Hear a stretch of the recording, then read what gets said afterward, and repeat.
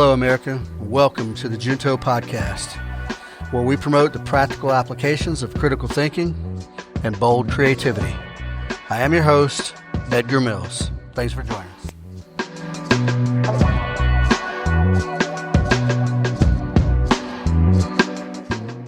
Thanks for listening. This is episode 18, entitled Law Enforcement Training Analysis, with my friend Ricky Robinson. I'm going to let Ricky tell you a little bit about his background, and then we're going to kick it off. Go ahead, Ricky. Well, let's see. November 6th of this year, I'll be going into my 25th year of being a mandated officer. A lot of what I do now is focused on training. I work for Georgia Northwestern Technical College, where I go in and help with the academy classes and help with training our campus officers and our armed security officers and weapons retention and things of that nature. So that's kind of where I'm at right now. All right, right on. All right, so good people. What we're going to address here today is, well, our analysis of the state of law enforcement training, mostly as it relates to lethal, firearms training and stuff like that. And we'll talk about some other things. But what I want to juxtapose that to is my background is the SOF Truths. In special operations forces all across, the force, there are 5 SOF Truths, and everybody knows these within the force. And number 1 is humans are more important than hardware. And I don't think I need to elaborate on that too much. Obviously, individual judgment and individual training is the thing that matters above and beyond sexy equipment and technology and all those things. So humans are more important than hardware. The second one is quality is better than quantity. In the conventional army, man, it's all about numbers, recruiting. And I get a strange feeling that cops are like that too. Standards tend to lower so that we can get more. I think a small, better trained force is just more effective. That's it. Unless, of course, you're in a war of attrition. You know what I'm saying? Right. But that don't relate to the police. And then the third SOF truth is special operations forces cannot be mass produced. Well, that applies, I think, directly to cops.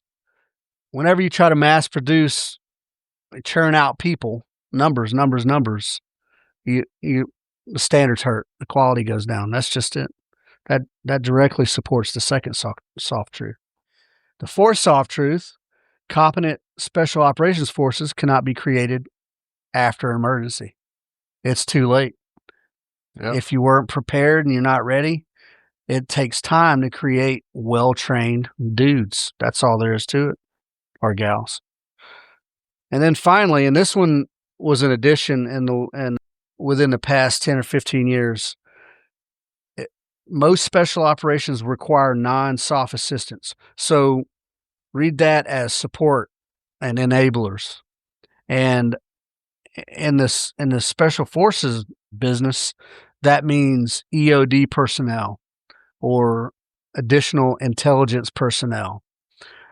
And if you're a special forces company, you're going to deploy with a couple of supply guys, for instance. So narrowing that down to police, I think how that might apply especially with like intelligence, right? I don't know how detectives, they kind of build their own. Well, they'll go out and build cases and stuff, but we also have the agencies, they'll have programs where they can, if they're looking at something specific, they can pull up a program that'll tell them, hey, this is something that's been going on in this area, and it's very similar to what you have going on. So they can look harder into it. I think probably some of those big, like LA probably has an intelligence section. Yeah, as far as around here, you don't have anybody that's just stuck as an intel analyst. You're going to have your detectives, your patrol officers, and your admin. So juxtaposing those SOF truths to a modern law enforcement, and not just SWAT, folks. I'm talking about everyday cops, patrolmen, whatever you call them. These things, I think, directly relate because they speak to the need for a selection process. You can't just hire anybody off the street. No. You got to have an aptitude, right? For allegedly. Allegedly, right? And then sort of a continuous training mindset, which in the military, yeah, we kind of get that, whether it's organizational or formalized at the schoolhouse. We kind of get that. I think cops would benefit from that. Just so, and then that selection process and that continuous training kind of leads to a culture of high performance. And that's what I think, that's what a police chief should want out of his folks. Yeah. If I were a chief, I would say, okay, we're 19 people short, but I don't just want somebody who can pin on a badge and hold up a uniform. I need somebody that's competent, capable, and willing to go out there and do the job and physically able to do the job. And there's your physically able to do the job. Not just fitness. Yes, fitness, but technically able to shoot your gun. I posted a thing on Instagram. Did you see the thing I posted? The officer had the gun holster upside down on the belt. Yes. And I looked at that and I'm like, I'm trying to give the benefit of the doubt that maybe they were into something and didn't realize their holster got turned upside down, but it's hard. Ricky, I thought that too, man. I thought, oh man, that officer got something started happening. They grabbed their belt, threw it on upside. Nah, that holster was routed through the belt. And I was like, I didn't get to look at it like for too long, so I didn't get to critique it that much, but I was like, yeah, well, maybe they just, I don't know. It's hard to say. I mean, it's not hard to find, like, you'll see an administrator from one of these really big departments that's going out for their photo op and their gear, you can tell they haven't worn it for so long that it's never been used. It's not in place where it should be. It's probably their assistant going, here, put this on. Yeah.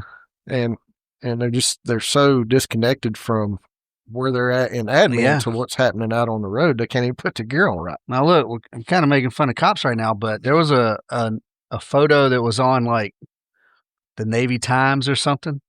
There was like a commander out on a boat and he was shooting a rifle and it was like a Trijicon or something. Some bitch was mounted backwards. Yeah, I've seen that one. Yeah. And we just pontificated on how many dudes got fired over that, making him look like a jackass. There's no telling. But I mean, he was the final stop on that, right? Right. You should be able to look at your equipment and go, that don't look right. Hey, if you look through a scope and everything gets smaller, you're doing it wrong. Again, that's where we talk about the photo opportunity, and it doesn't go over well. That's right. All right, folks. So overall, what we're going to talk about, yes, we're going to examine and analyze training deficiencies, good and bad, not just the deficiencies, but good stuff too.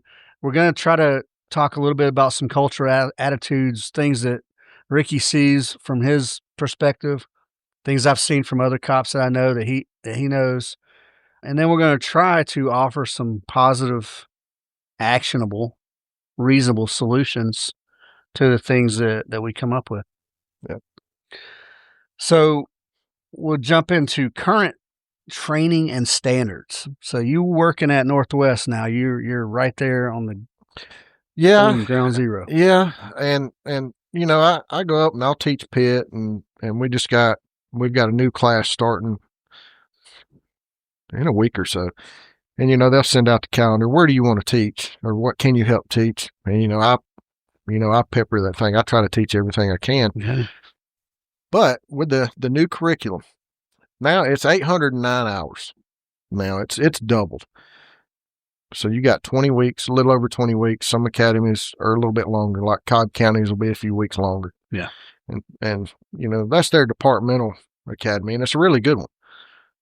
But they have expanded a lot of the curriculum into stuff that now you're not getting sent back to your agency and you're having to find this training that's in the academy, mm-hmm. which is good. Like, they're going over active shooter response. They're getting, a fair amount of training in that they might not get immediately upon returning to their agency. Crisis intervention it's a 40-hour class. It's mandated by the state that everybody has to take. It's, dealing with mental health people who are in crisis. Yeah. That's a tough one, man. It is. And it's funny. And I've always looked at it like this. You'll see this new class that comes out and it's mandated by the state that you as an officer have to take. And it's like, man, something comes out and there's a problem, and it's give it to the cops. Let the cops deal with it. Well, my son's a firefighter and a paramedic. Right. And we've discussed like roles and responsibilities. Like, at what point as a cop, what is your role in dealing with somebody who's like, yeah, maybe a crime has been committed, sort of, but like this dude's mentally off. Right. Wait, well, and here's the other problem is, a number of years ago, like Northwest Regional, they shut it down. Yeah. It used to be if somebody was going through a mental crisis, or if they were just having a mental breakdown, and a doctor signed a 1013 on them, put them on a 72-hour hold, they'd pick up the phone, hey, we need a bed for this patient. The ER would call, hey, can you transport this patient over to Northwest? You'd take them over there. They'd go in. They have professional medical staff, psychologists, and everything else. Now we don't have that around. And like proper security guys. That's right. And now it is like pulling teeth to try to find a facility somewhere just to get somebody on a 72-hour hold that can, have that kind of treatment that they need. But, and you'll read the comments in the newspaper, somebody will get locked up for this and be like, oh, he's got mental health problems. Well, you can't just let him go back out in society. At least at the jail, they have mental health people up there that can come and see them. Right. And at least they're going to be where somebody can keep an eye on them, where they're not going to hurt themselves or somebody else. Yeah. And it's a double-edged sword. It really is. It's tricky, man, because I'm no fan of the state in general. Everybody knows I'm a libertarian, kind of anti-state, as it were. But if you got somebody who's now, you may or may not, you're not qualified probably to assess somebody's mental. You can pretty much tell when somebody's acting crazy. But do you really know history and background and all those things? You don't. No, unless it's somebody that you've dealt with time and time again, and that is like a legit paranoid schizophrenic or somebody that's extremely bipolar.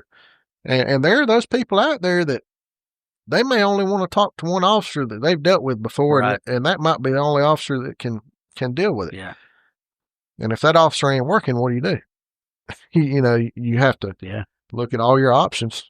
That's that whole mental health thing is very tough, man, because that's a delicate, even never mind crime, that's a delicate situation anyway. Yeah. Now we're talking about holding somebody for 72 hours if they're not mentally. Well, law enforcement officers, they're not the ones that will do a 1013. That's got to come from be a doctor. That's got to be a doctor. Yeah. Or, and this, I don't like this. 2 family members can go to the courthouse and say, Jim Bob is off his rocker and we need him evaluated. And they'll go pick him up on a 72-hour hold if the judge believes him and haul him off. That's all. That's the standard. 2 family members. Yeah. That, oh man. That is, I don't know if I like the last I have heard it is that, and that's not been too long ago that I've heard that. But again, with law enforcement, policy and everything changes. Yeah. That's why you got legal updates. Well, I don't know much about these red flag laws, but that's pretty, it's seemed like a pretty horrible bar to set to go take somebody's guns. Well, I can say as far as the 1013 goes, I know judges are very, very mindful of signing those to where if I take somebody to the hospital that's just wigging out, a doctor can look at them and go, something's not going on. Right. But as far as red flag laws go, here's my stance on that.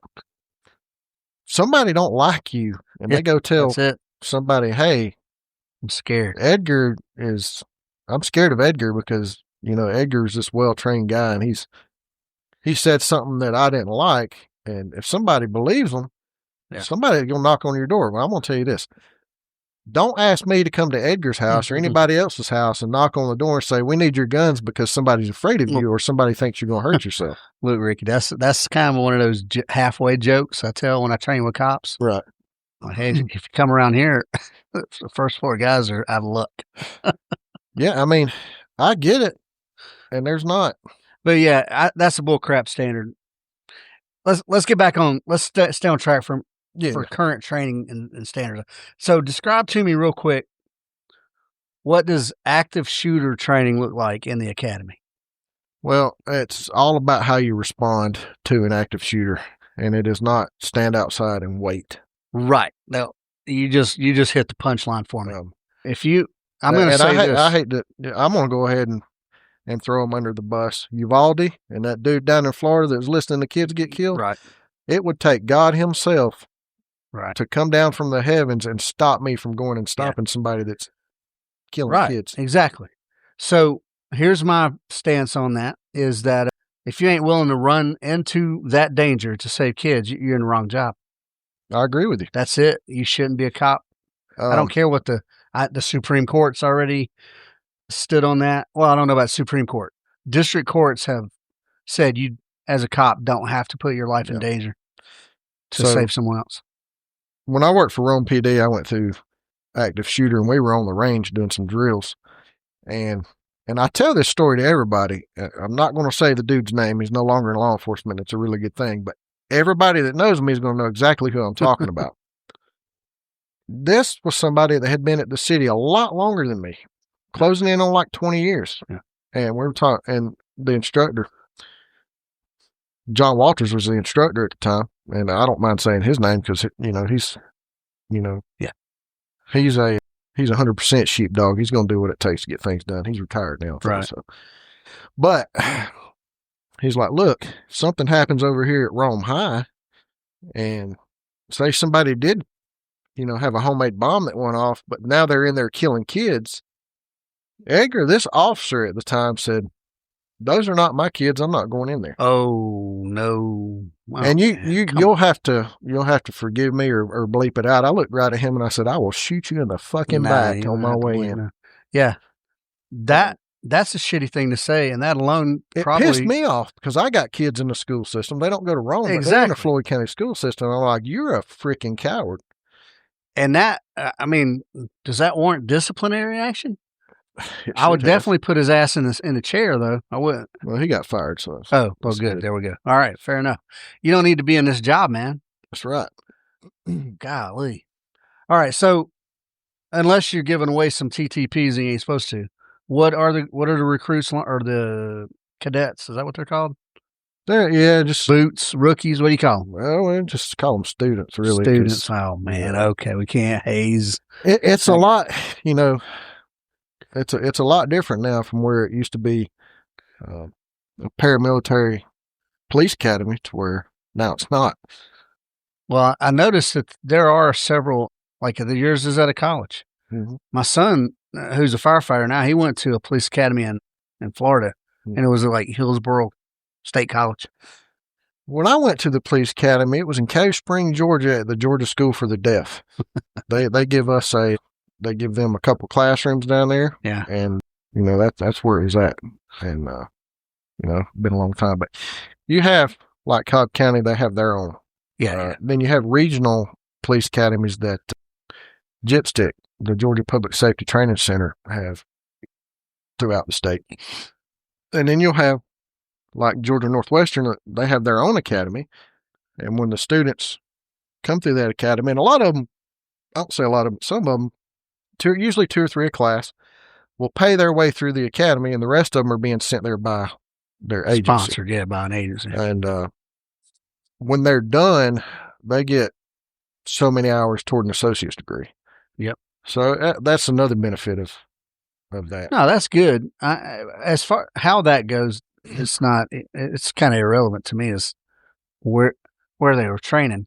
Mm-hmm. But what I do know is that none of the curriculum are the same. There's some mandated stuff, right? But if you go to Cobb County and you go to Georgia Northwestern or you go to it's going to be very similar. It's going to be very similar because the academy that we teach is approved by Post, and you've got to teach what Post says you have to teach. Right. Every academy's got to teach what Post says you have to teach. So it is pretty much standardized. So it's pretty uniform across the board. Okay. Now, like Cobb County, they may say, okay, our academy's 24 weeks long, but during that academy, they're going to cover more of their policy, and they're going to do their agency policies. So as long as you cover what Post, then you got to cover that 809 hours that Post says you've got to cover. Yeah. Well, that makes sense to have, Yeah, so it's very uniform across the state. Well, that's good. Well, that's something that bothered me, and I'm glad to know that it is at least somewhat standardized. Yeah. That way, every cop. Now, that's not to say anything about tactics, techniques, and procedures on the objective or on the scene or whatever, but right. At least you guys are all getting the same information up front. Right. And we were talking about expanded training. Like now, defensive tactics is 2 weeks long instead of 3 or 4 days. Good. Firearms is almost 3 weeks long now because we do pistol, rifle, and shotgun. Yep. And it also, they have to qualify on the state test, but then we're doing other stuff with tactics. Well, I'm using the term "we" loosely. I see a lot of the firearms stuff, but technically, I can't teach it until I get done with my firearms class at the end of the year. Well, we both know that the qualification is so at the low end of the shooting skill spectrum There's been a lot of talk about that, not just with the instructors at Georgia Northwestern, but in my speaking with a lot of them that I know throughout the state is, they drop the 25-yard line. Yeah. And so you're shooting 15, 7, and 3. Well, as well as I do at 3 yards, 3, 7, 15, you don't even have to aim. And, coming out here at the pistol workshop, we shot out to 55. Yeah. and you're right. The closer you get after that target looks really big. Yeah. Yeah.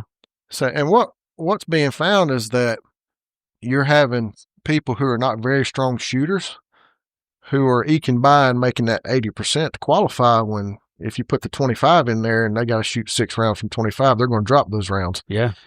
And they're either going to have to force themselves to get better or they're going to have to come back. So, yeah, it's pretty low standard for shooting. And I don't know. And it's, and I hate to say it, and it may chap some people's rear end that, put it out there, but we're talking about a low standard and it's just target shooting. You got, you're not even all the time in the world to shoot. I had a sheriff deputy jailer come down from Chattanooga, kind of nervous about passing the upcoming qual. And I was like, okay, well, what's the time standard at this yard line? Just looked at me and blinked. I was, what do you mean time standard? There's no time. Okay, well, so you got all day? Yeah. I was like, well, I don't. Well, that changes things, but. You got 30 rounds to score 80% on 15, 7, and 3. My mother-in-law, who's 63 years old. I know. And I brought her out here that one day, and she's gotten so much more confident. She likes shooting that 19, but I put a Glock 48 in her hand. She controls it a lot better. She can get all the way around the grip. Yeah. And she shoots 95% on the GDAP. She's 63 years old. Wasn't even comfortable with firearms. Ladies and gentlemen, if you're a police officer right now, listen to this. She's what? 63 years old. 63-year-old mom. Nervous as hell. So yeah, you remember. Yeah. I brought her up. And now she's shooting a 90-something. She shoots between 90 and 95% every time. And there's cops out there failing it. Oh my gosh. And that's madness, man. And some of them, who are capable of shooting and they shoot really well and they can shoot semi-fast. When it comes time for this is the one that's going to pass or fail you, they're standing on the line shaking sometimes. Yeah. So that's the thing to me. And I know, probably the council of elders have got to bless off, but to have a higher standard to qualify with time standards, man. Time standards. I think there's too much time. I think that could be adjusted. I would like to see the 25-yard line be put back in there. And, we can practice them at that, and we can train them at further distances. But I would like to see that come back as part of the qualification.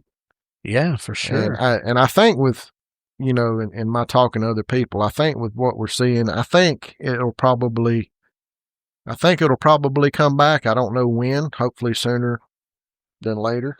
So Georgia, the GDAC or the Georgia, the Post is what it is, whatever it is, right? That's what's got to pass the academy. But can you not build a curriculum to train at a higher standard? And that what you know what I'm saying? Like who sets up the curriculum? So the curriculum comes from Post. Post sends out the curriculum and says this is what has to be done to pass. Yeah. You know, and we do, and what we found with the last class that went through was if we qualify them early and they're like, okay, I'm done, I'm qualified, then they lose interest on the tactics portion of stuff. So now they're going to have to go through all the tactics portion of everything, and the qualification will be the very last thing they do. That way they're forced to keep interest. Well, look, man, in the Army, you do a diagnostic PT test for whatever, and then you do one for record. Right. So whether they pass a diagnostic or not, it's irrelevant. You got to pass the one for record. That's right. You know what I'm saying? Do that, you know. It's like as soon as they pass that qualification, it's just like, I'm ready to move on to something else. And so I'm assuming then, and that was by the way you laid that out, that tactics is not a pass-fail thing. No, it's not. And I don't know how it would go over trying to implement something like that, or if Post would be on board with saying, hey, you need to be able to shoot. Well, how would you quantify tactics, man? So I tell you how. You run through a scenario and you have marksmanship problems in there to solve, and you solve them under time, you know, in a house with furniture and things. Yeah. And shoot targets. That's something else to look at. Could we get access to a shoot house because we don't have one, or could we get the funding to build one? If we could build one, I'd be all for it. Well, I got news for you, bud. The Sims or the UTM are plenty accurate in a house. So we have some sim stuff that we're using. You know, run off gas, shoot BBs and stuff. But was that the unit system? What is that? It's one of the Glock blue guns. Oh, I'm not really sure. Yeah. I mean, so UTM specifically, I know is accurate. You know, you could probably. No, it's not pinpoint. I think we just got a UTN. Ultimate Training Munitions is the name. Okay, I think we just got one of their AR style rifles in to try to use, where it's got actual detachable mag and stuff. Well, they got bolts for the ARs.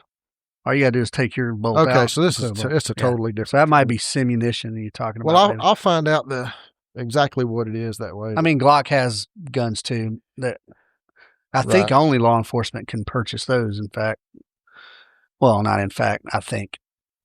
Yeah. So how would you quantify? So tactics is not even a pass-fail. It's familiarization. And what kind of scenarios are you running in there?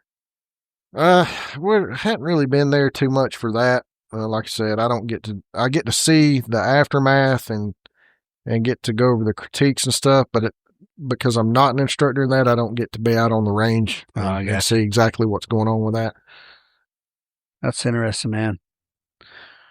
I'm definitely when I get through my firearms IT school, which hopefully should be sometime coming up in the fall. Yeah.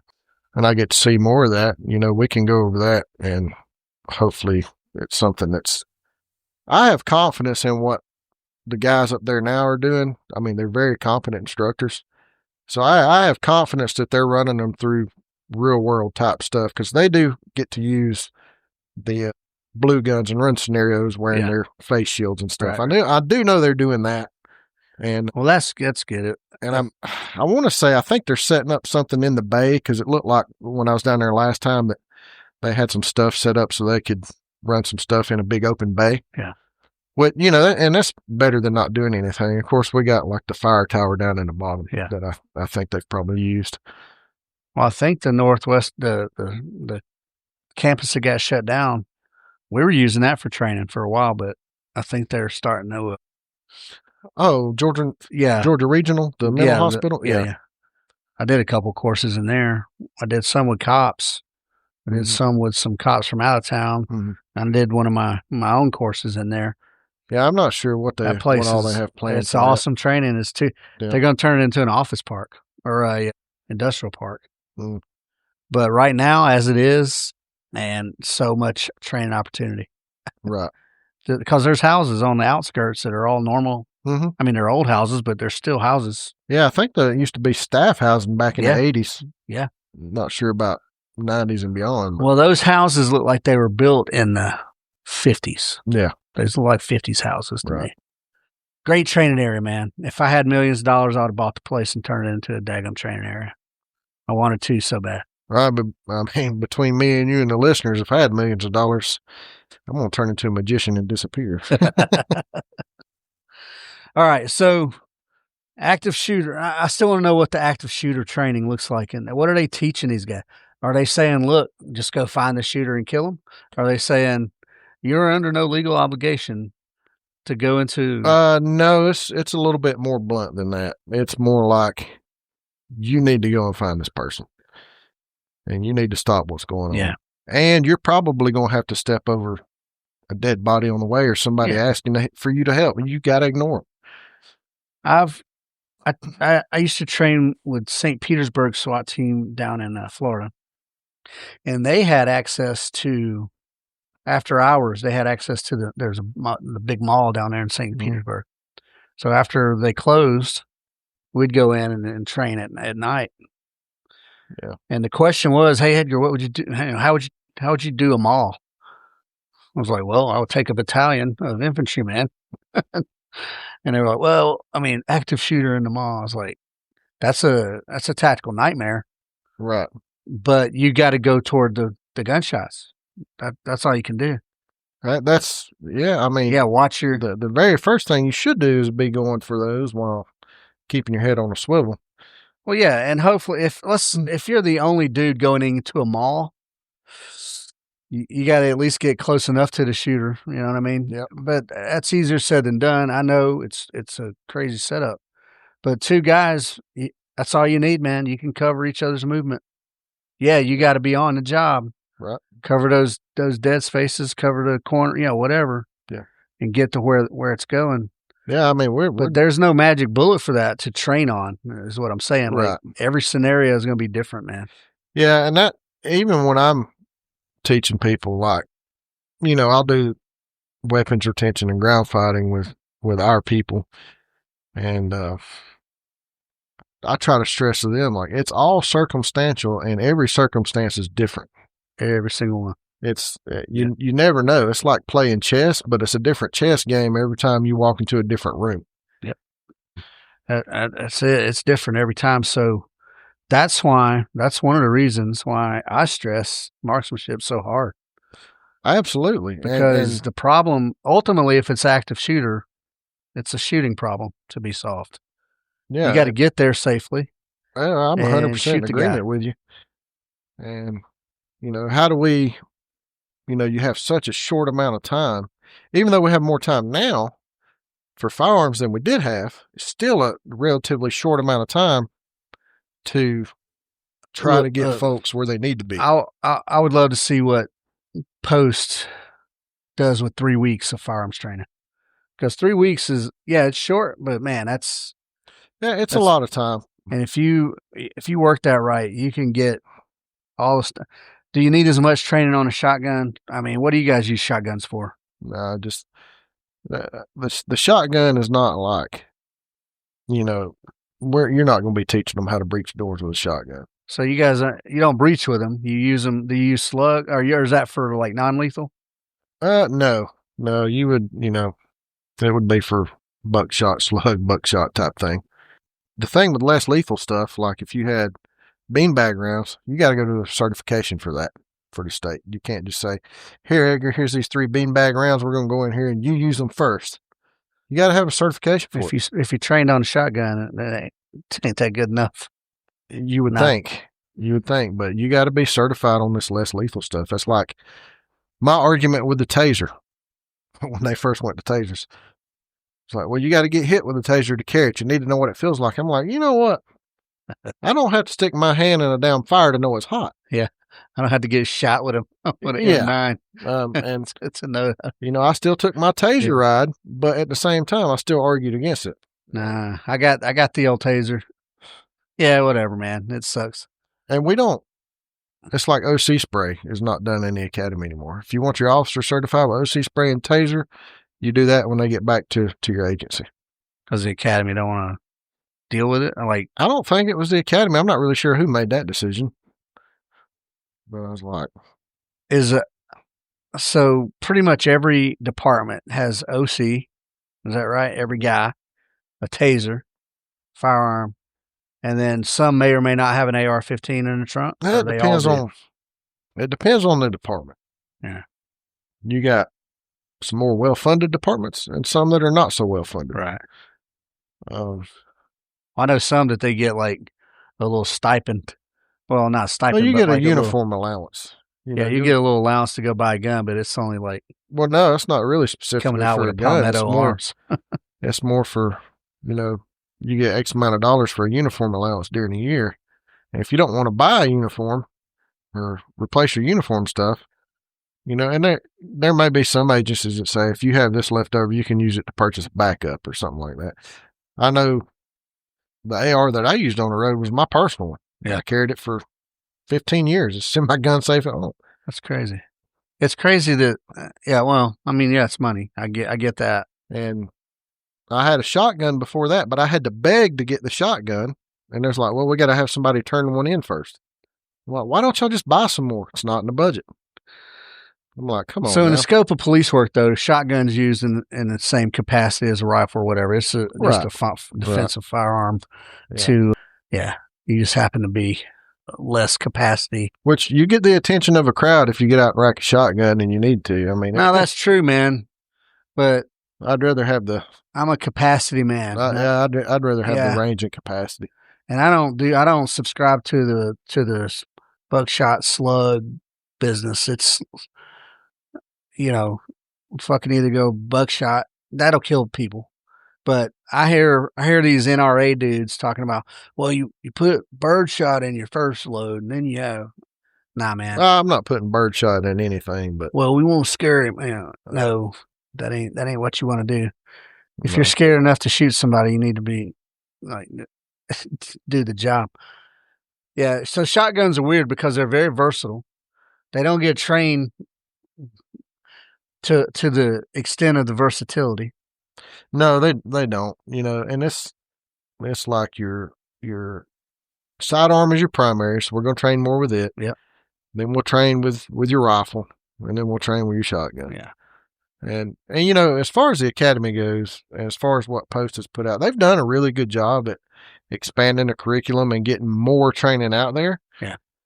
So that, when these officers go back to their agencies, they do have a lot more training than we've ever seen sending somebody back. Because, on top of the active shooter and stuff like tactical casualty control, when the active shooter's over, if you can render aid to people, render it, and this is how you do it. Yeah. They're focusing on mental health more, officers' mental health,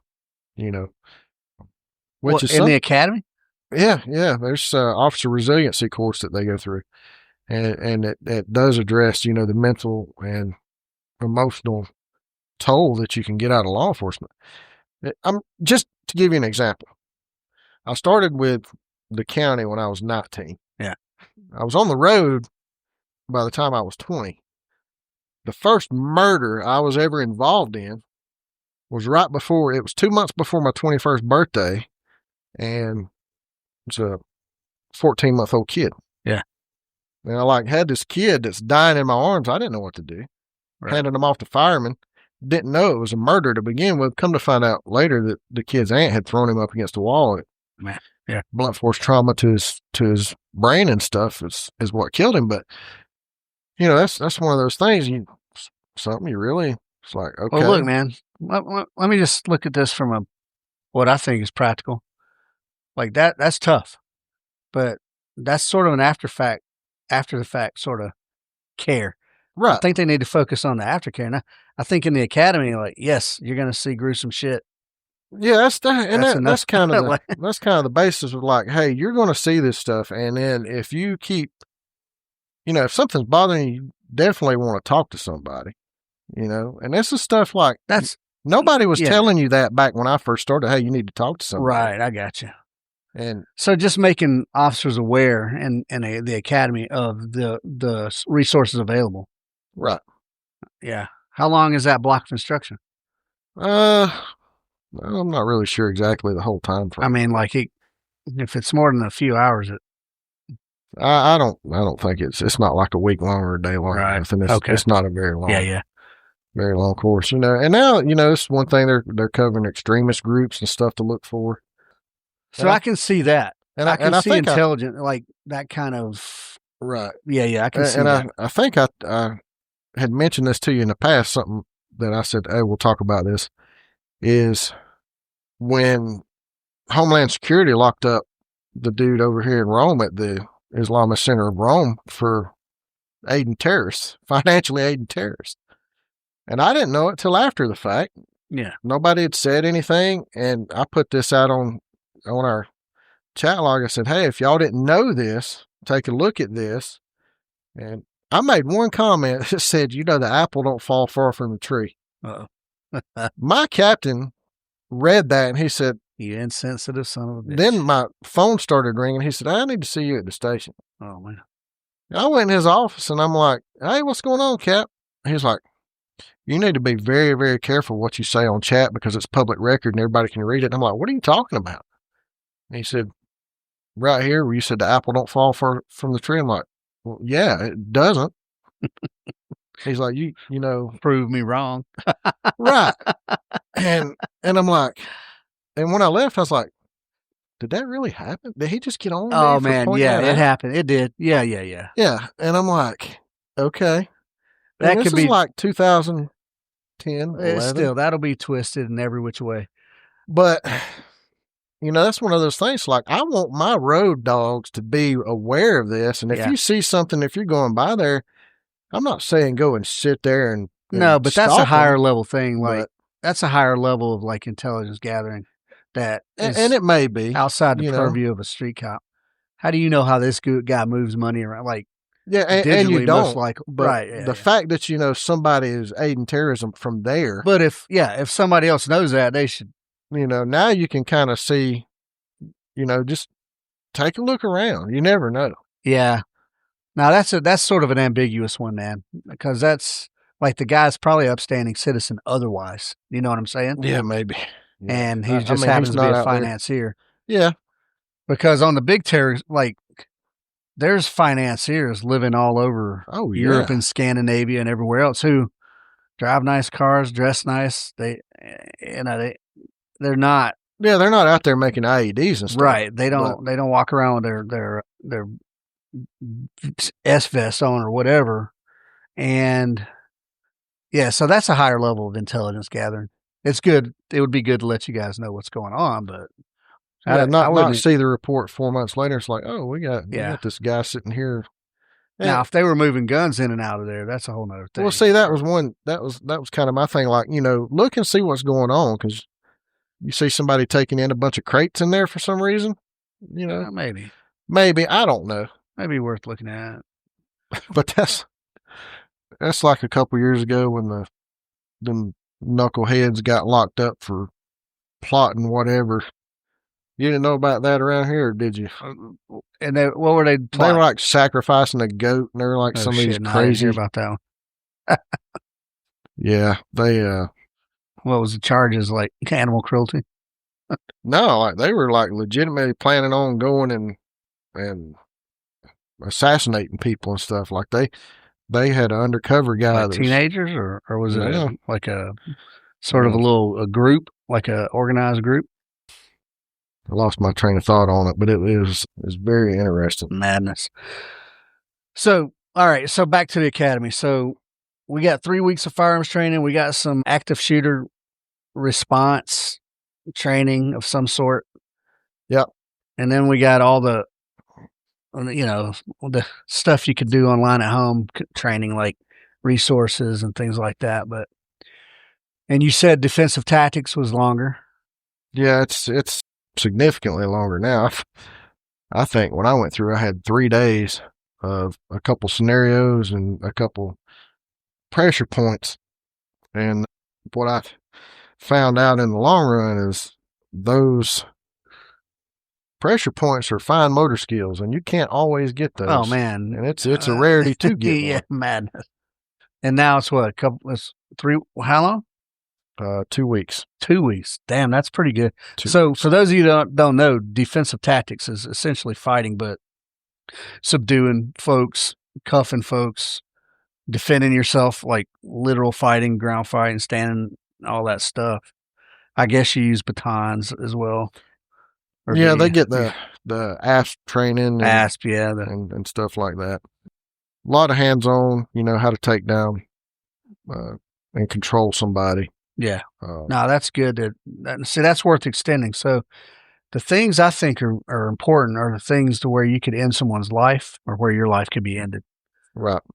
And those two things are like at the top of the list right there.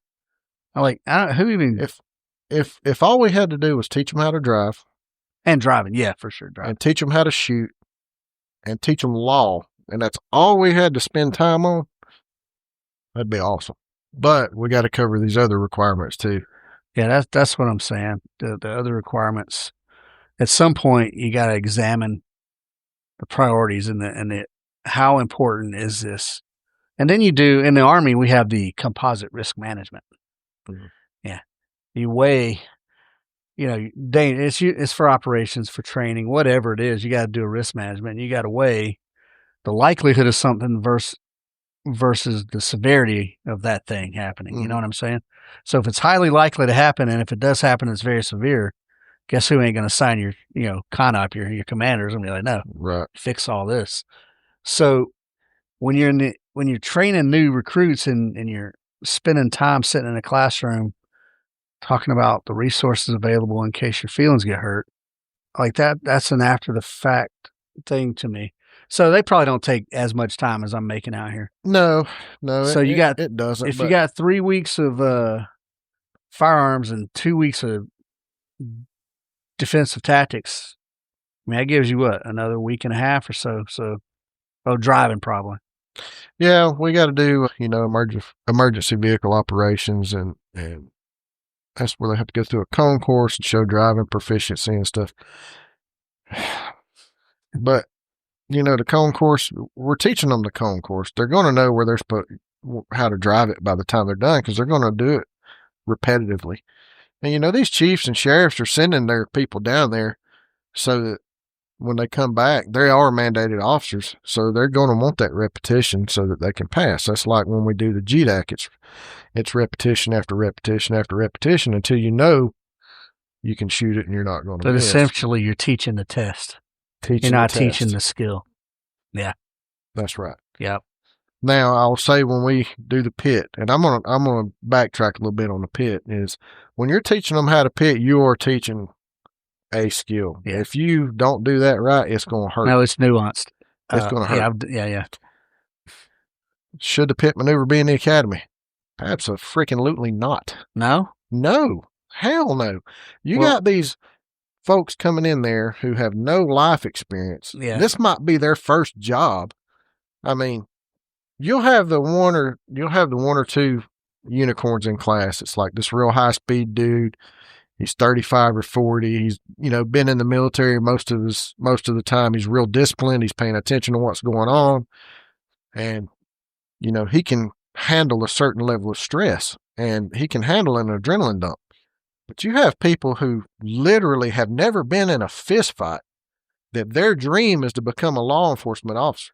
You know what? I'm glad people have dreams and aspirations, but becoming a cop and being on the road is not the place you want to find out how hard you can be punched in the face. Yeah. You need to be going and doing something, whether it's boxing, kickboxing, judo, jiu-jitsu, something. That's one of my training cliches, is you don't want to learn something for the first time in real life. No, absolutely not. Whether it's getting hit, whether it's getting shooting. In some of the classes we do when I train with military and cops and stuff, we'll lay down side prone, shooting underneath cars and all the crazy stuff like that. Like, I don't think that stuff's that important, but also I don't think you want to be trying to figure it out for the first time when somebody's shooting at you. I 100% agree with you. So it's worth doing, things like that. You don't want to have a shit moment. What do I do? Yeah. Because you've never done anything. Yeah. And or just shooting from awkward positions. Like dudes who do it a lot, they'll jump down on whatever fucked up position they get in and put boom, boom, boom. Yeah. Guys who don't do it, they spend 30, 40 seconds trying to figure out how to get so they can put their gun oriented on target. I mean, if you can get your gun up and you can see the target, you should be able to shoot it. In theory. Yeah, but, all shooters not created equal. I don't consider myself a strong shooter. I'm working on it. Yeah. Well, I mean, it's expensive, man. Training, but I think it should be done. I think it's a shame that the academies don't have like formalized follow-on regular training. I ain't talking about here's your 50 rounds for the month or. Yeah, that's where we're talking about departmental open range days. Yeah. So here's what I call open range days. When I went to SOCOM, I became the SOCOM marksmanship program lead. Right. And when I showed up there, they had open range days. And I showed up to one of those open range days, and it was just a dude who literally opened the range. And then you could go out and shoot whatever you want to shoot. Right. I called that whatever the fuck you want Friday. Right. That stopped immediately. If you're just out there, if you don't have something, it's like going to the gym and you just go in there and lift this, lift that. If you don't have something you're doing purposely, you're wasting bullets, man. I agree with you. It should be, hey, this is the open range day that we're having. We'll have something for you when you get there. And when you get there, we're going to work on this. You absolutely have to have that purpose of being there, not just going and shooting a couple rounds at a target. And that's, but also it shouldn't be voluntary. I don't think. You got to have some formalized. I know dudes are off or dudes are. This is one of the things I've seen the most training with police is that it's a training day, right? Here's what we're doing today. And dudes kind of just come and go. Right. Middle of training. Oh man, I got to go. I got my wife, whatever. So we're talking about mandatory training and in-service training and stuff like that. Rome does a really, really good job with in-service training. It's mandatory. You have to be there. Yeah. And it covers everything that you're going to have for the year to maintain your certification and then more. And, they'll go through repetitive active shooter training, and it might not be, going out on the range this time. It may be more of a classroom setup, and then the next time may be some range time involved. Yeah. But they're in, getting down in nuts and bolts. Like I think video analysis counts as training if you're doing, you know what I'm saying? Yeah. If you do it in a very structured way that you get. And the best I can remember, there's a lot of video that the active shooter portion that Rome put when they do their in-service. Yeah. The best I remember, I haven't been one of their in-services since 2017, so I don't want to, step on my toes with that. But, as far as tactics and active shooter and stuff, Don Davis out there at the training center, really excellent trainer, really, really knows what's going on. And I'd go into a hot house with him. Yeah. All right. So initial training, it's getting better.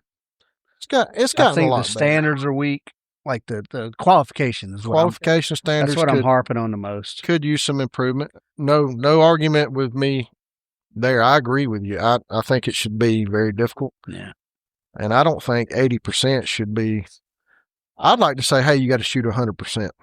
But that's not going to happen. Yeah. Do I think everybody should at least be pressed to do 90 or better? Well, are you providing the training to get them there? You said now at the academy, I get it, man. If you're at the 15, 3, and 7, there's no reason anybody should not be shooting a 300. Yeah. Well, yeah, for sure. I mean, never mind that. That's right. And then it's only 80%. And that's the whole silhouette, right? Mm-hmm.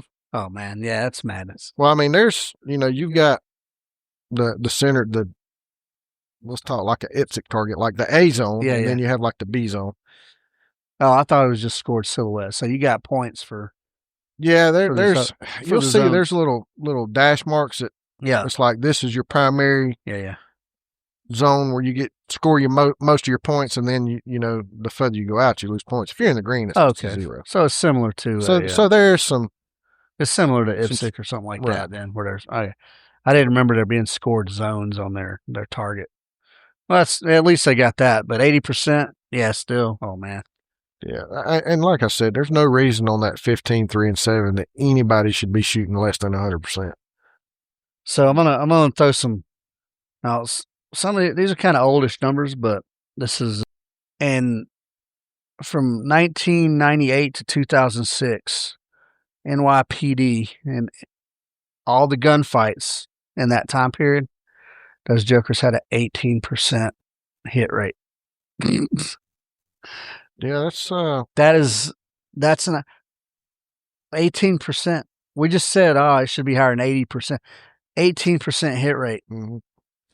Yeah, and that's you know, with all the factors involved, when people have that moment, if they're shooting 100% and they hit that adrenaline dump, if they're real life is going to degrade. Real life is going to degrade degree, that down. But a lot. Like, I mean, maybe if it depends on how much you train.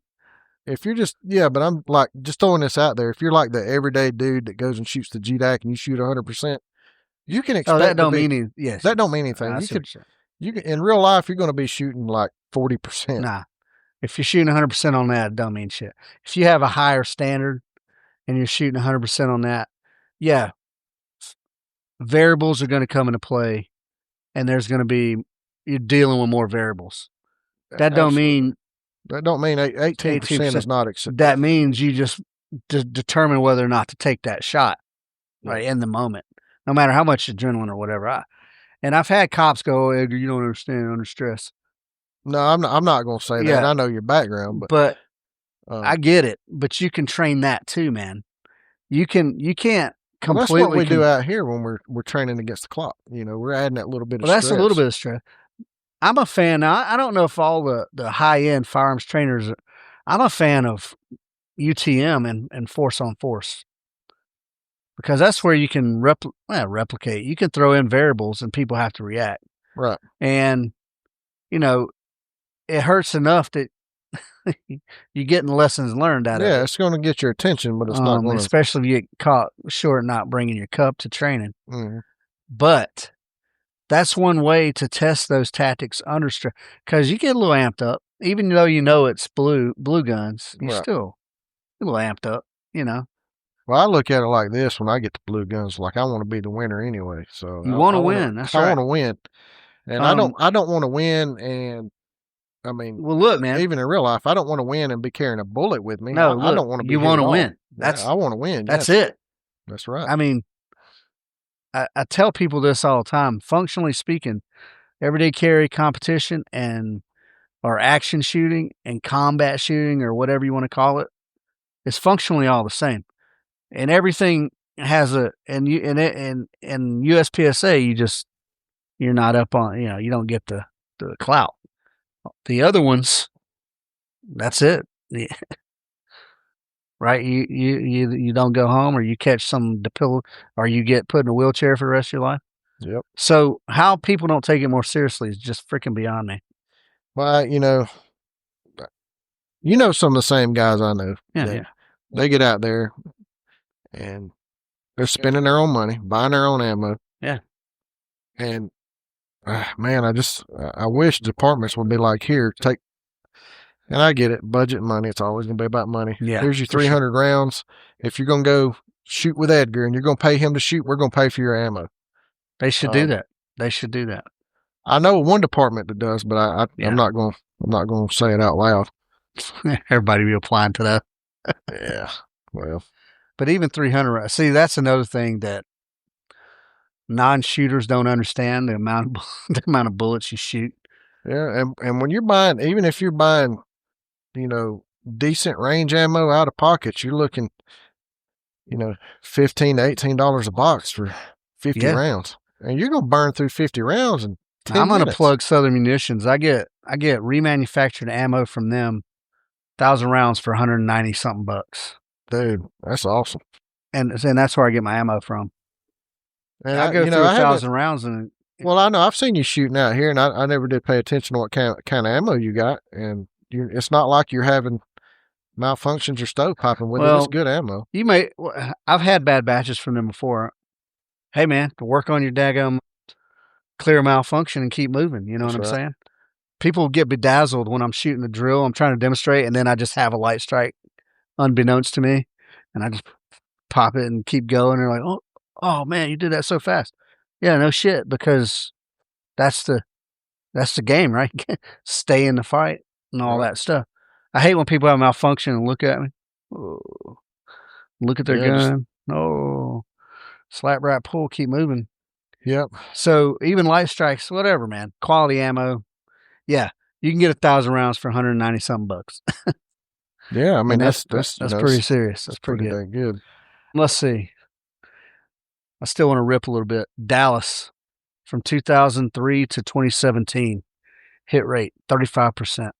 Dallas PD. Now that's a big, and they got a lot of crime down there. Yeah, they do.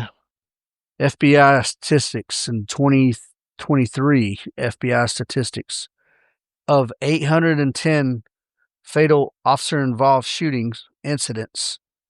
810 out of all the ones that happened, and 810 of those had stray rounds where there were bystanders. Some guy hit, some didn't. That's 810 lawsuits potentially. Yep. And that's one thing that if anybody's listening to this who have, their goal is to become a police officer, number one, they need to understand that every single round that comes out of that firearm, you don't get to take it back. It's not going to come back to you. And whatever it hits, you're responsible for. So my libertarianism is going to step in here. Qualified immunity. So here's the thing that I think that does is that it's a little bit of a crutch. Now it's a safety net, right? That's what it's meant for. But it's also, to me, a little bit of a crutch. Because if I accidentally, if some dude tried to rob me and I shot him and missed and shot someone else, there ain't no qualified immunity going to keep Edgar from standing in front of a man and getting charged with involuntary manslaughter or reckless endangerment or, whatever other things they could pop on there. So I know that I have, because for cops and for civilians, and soldiers for that matter, people have this impression that soldiers can run around and just go do the village, right? That don't exist, man. Every shooting in the military gets a freaking investigation, right? Everyone. Well, one, they're looking for body. They want to know, one, how many and who and what caused it and who made the decision and this and that and the other. Obviously, everyone has rules of engagement changes throughout time, but everyone still gets an investigation, man. And just like every one of yours gets investigated by GBI, probably. And every civilian gets investigated. GBI is they're going to get called if it's an officer involved, right? For sure. Yeah. So every bullet has a potential lawsuit attached to it. Mm-hmm. Everyone, you're accountable for every single one. Yep. Even if you're training out here in my yard and you shoot yourself or shoot someone else in the foot, still you're accountable for that, man. Well, so it ain't just cops and just soldiers or just anything. People don't. Yeah.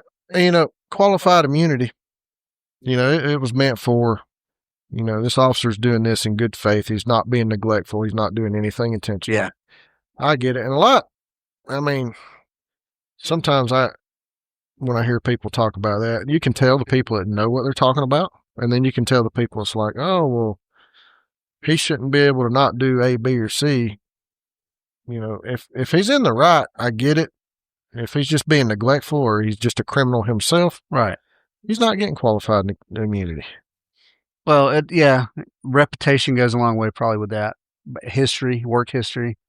Oh, yeah. If you've been in like 8 officer-involved shootings in the past 3 years, you probably need to go ahead and put the brakes on that. Probably need to be put in, internal affairs or a desk job somewhere. Yeah. So let's talk a little bit about the mentality, right? The dudes that'll go buy their own ammo, they have a mentality. One, well, a few, but one of the guys I know who was and it's a shame that it got to this, but a cop, he got shot in the leg. He ended up killing the guy. It was a good shoot. All the things. But let me tell you who's super duper serious about training, bro. That guy. And he spends money. And he's got his equipment's good. He comes out 1,000 rounds of ammo. He's not fucking about because he don't want to get shot again. You know what I mean? So it became real to him. Mm-hmm. I think for a lot of cops, some go their whole career and never have a chance to make it real. Yeah. Now the world's getting crazy, and people are doing wild things, but yeah, it's not. Nobody's going out there saying, "Hey, I want to get in a gunfight today." Nobody's no, doing for that. sure. But if it happens, damn, you got to be ready. Yeah, for sure. And that's one of my whole mantras about train to a high standard so you can have confidence, so you can be more judicious when it comes time, so that you don't have to use it. But if you're slow and this guy's already got the drop on you, that you don't have, that's it. You're stuck to a course of action. I asked the guys we were doing weapons retention the other day. I said, "What wins a gunfight, speed or accuracy?" And they were both like, "Speed." I said, "Speed don't mean shit if you can't hit what you're aiming at." Yeah, it's always a trick question, ain't it? Yeah, always. And yeah, I don't mind telling you I stole that from you. So no, it ain't stealing. I probably got it from some crusty old dude. It was, good training day. So I mean, I'd like to get them on the range more myself. But that's a good mindset though, because there are people who swear to you, "Oh, you just got to be accurate. Just take time, breathe." And then there's other dudes who'll swear to you, "Man, you got to get that sub-second draw. You got to be out there." I don't disagree with either of them, but you can't do one or the other. You got to do both. You got to do them both. And you got to have the mentality, one, train enough that you're confident enough that you can employ it when it needs to be employed, and only when it needs to be employed. Right. I was telling somebody the other day, man, I got pulled over once. I think I was out east, like heading towards South Carolina. I may have even been in South Carolina. I got pulled over by a young dude. I was speeding because I drive like a damn race car driver. And I did all my things, man. I don't even put my hands on the steering wheel. I put them over here where I roll my window down. I put my hands at the about 10 and 11. You know what I mean? This dude comes up, and I don't know if I fit the description. I don't know what. He already had his hand on his gun, which to me is an escalation. And he comes up and he kind of does this little peek or something. I don't know what caused him to draw his gun, but he drew his gun. And then he kind of pied all around him to me. And the fucker had his hand on a finger on the trigger. And I was like, "Hey, man, I know you don't hear anything I got to say right now, but please take your finger off the trigger." Right. Dude looked like he was about 22 years old, man. And I was so stressed that this dude was, because he was clearly nervous. Mm-hmm. I don't know what. And that, again, that's one of those things that a lot of people who've never been in stressful situations or never had to deal with any kind of adversity or coming into law enforcement. And I mean, I don't know if something happens and they just stay scared all the time, but I see like a combination of complacency with a little bit of fear and a little bit of anxiety. And I got stopped here a while back, and I just happened to know the name of the officer that was coming up there. And, he'd been on the road. He's probably been on the road about 5 years now. And I start critiquing him when he gets out of the car out of habit. And I'm like, okay. And then, he's walking up, he's paying attention. Did an awesome job. And I'm like, "Yeah, man, you caught me walking the dog. I was hauling it up through here." He's like, "Yeah."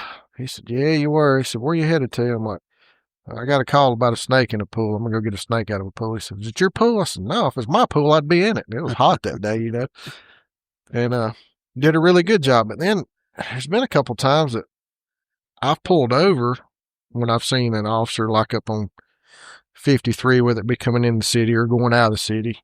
and I just kind of pulled over and kind of watched because they're by themselves. And I don't want to say it's a good habit because I don't want them to get nervous, but I never parked close enough that it would raise a flag to them. And, you know, I've seen them walk up to the car, hand on the gun the whole time. And I don't like it, man. You know, I'm with you. And it's like I told our guys the other day. I said, when you're standing there and you're talking to somebody, what does this tell you? And they're like, well, I was like, it tells you I'm getting ready to pull my gun. Don't do that. It makes people nervous. Yeah. Like, you can practice going from here and out of the holster. You can practice that all day long. Don't do it with a bullet in the chamber, and don't do it if you're carrying a SIG P320. Is there any official stuff around y'all's department yet on that? Everybody's canceling 320, man. Except for the select few of, I mean, I don't want to say select few, but I think it's the Michigan State Police are going forward with their P320 order, and I'm like, are you serious? They try probably getting them super cheap. And if it's not Michigan, it's Massachusetts. It's one of those M states. Yeah. So if I got that wrong, you know, crucify me later. But that's a big write-up on that, you know, state police continuing with their SIG order after controversial firearms something or other. I'm like, there's no way. Look, man, yeah. To me, you're taking your chances. I've seen some dudes on YouTube, you know, kind of pull the trigger, you know, like right just to the wall, not through the wall. Yeah, just to the wall, shake, boom. Yeah, that's not good enough, man. No, that's not good enough. I'm not a gunsmith, but I'm telling you, that's not good enough. No, you shouldn't have that much play and manipulation in your slide anyway. No. But that's neither here nor there. No, that's crazy. I don't know anybody around here that carries one. All the agencies around here carry Glock. Yeah, that's good, man. I'm glad to hear that. I carry a Glock. Yeah. I'm just because it ain't gonna break. All right, let's get back on my mindset a little bit. So, I think I got here check the box mindset for. That's what I equate the qualification to. To me, that's a check the box. That's not a qualification. It shouldn't be called one. Yeah, it's let's make sure we can do this. Let's train to this. Check the box. You're right. I mean, I agree with you. Yeah, and then so check this out. I view it. This was from a GBI, some study or some paper. Resistance to voluntary training. 25% of Georgia officers cited a lack of interest in any voluntary training whatsoever. So one quarter of the troopers out there just ain't got no time for any additional. Now, was that just state troopers or was that across the board? It was GBI. It said Georgia officers. Okay. It wasn't troopers. So, yeah, it was Georgia officers. So. Now, I don't know how many they polled. I don't know. That 25% is the 25% that were being honest. They were being honest. So I'm telling you right now, there's nothing worse. Bump them numbers up another 10 or 12. Nothing worse than trying to get officers to train. You know, we talked earlier about in-service training and it being mandatory at Rome. I went to it and I wasn't always engaged in it. Yeah. Some of it I was like, why am I having to do this again over you name it? Yeah. You know, but. Well, some training is more valuable than other training, man. Well, that's where I was going to. That's a fact. Where I was going to go with, like, you know, use of force and defensive tactics training. It's mandatory you do it. Having officers just like, well, I'm going to sit in this chair and watch.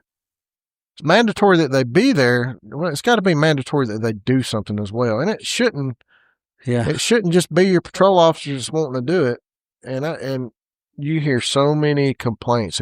If y'all try to hurt, nobody's trying to hurt you. We're trying to teach you something. Would you rather pull a muscle here? That's an excuse, I think. Right. You hear a whole lot about that. That's why I say I don't think the 25% is accurate. And also what I don't agree with is when you have qualification on the range, admin should not have their own designated time to go where it can be only admin.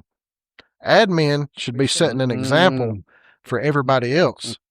Admin shouldn't have to go out there and have 6 attempts to qualify. And I'm not going to say that know it from personal experience, but your number 2 pencil will poke a hole in the target about the size of a 9mm. That ain't right, man. That's wrong. That's a bad mindset.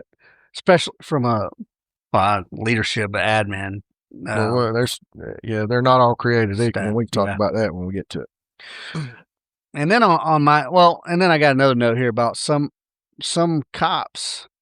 I was surprised.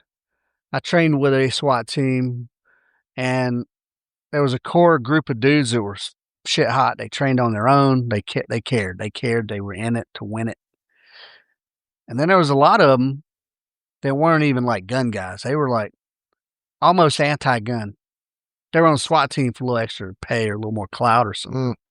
Mm-hmm. But they weren't gun guys. Right.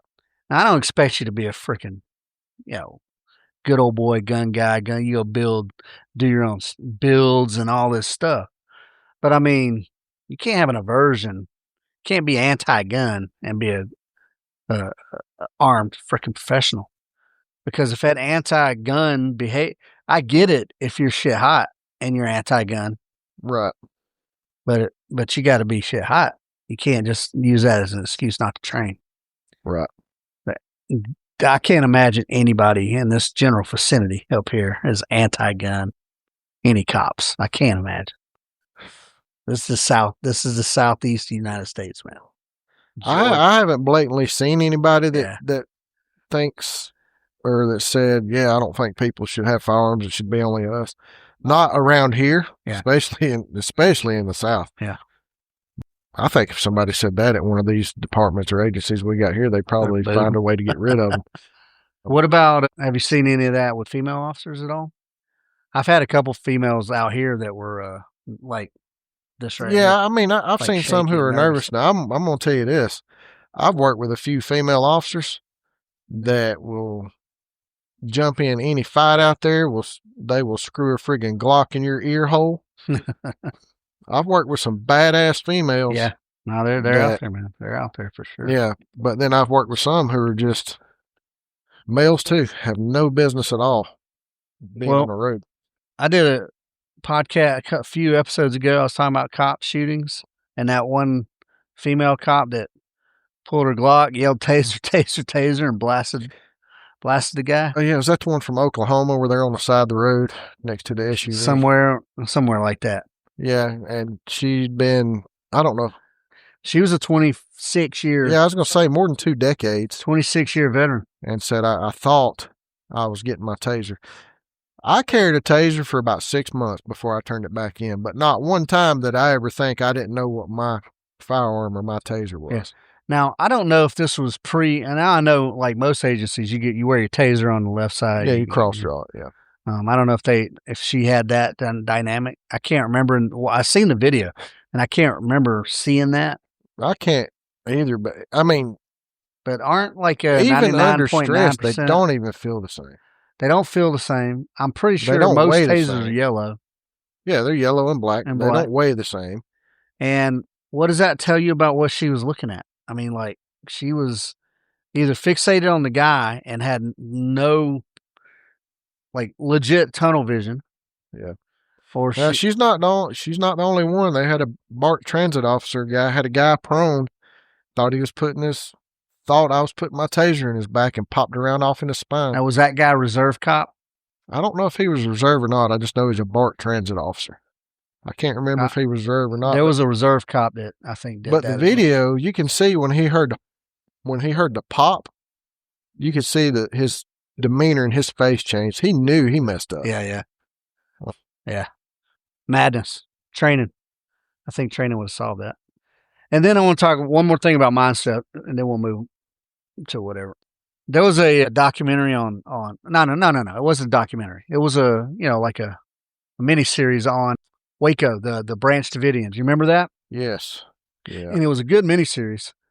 But there was a scene that made an impact on me. And the scene was between the lead negotiator and the lead, whoever the tactical lead was, managing all the fucking ATF and whoever else, FBI and DA, whoever else was all out there. And they were sitting at a picnic table.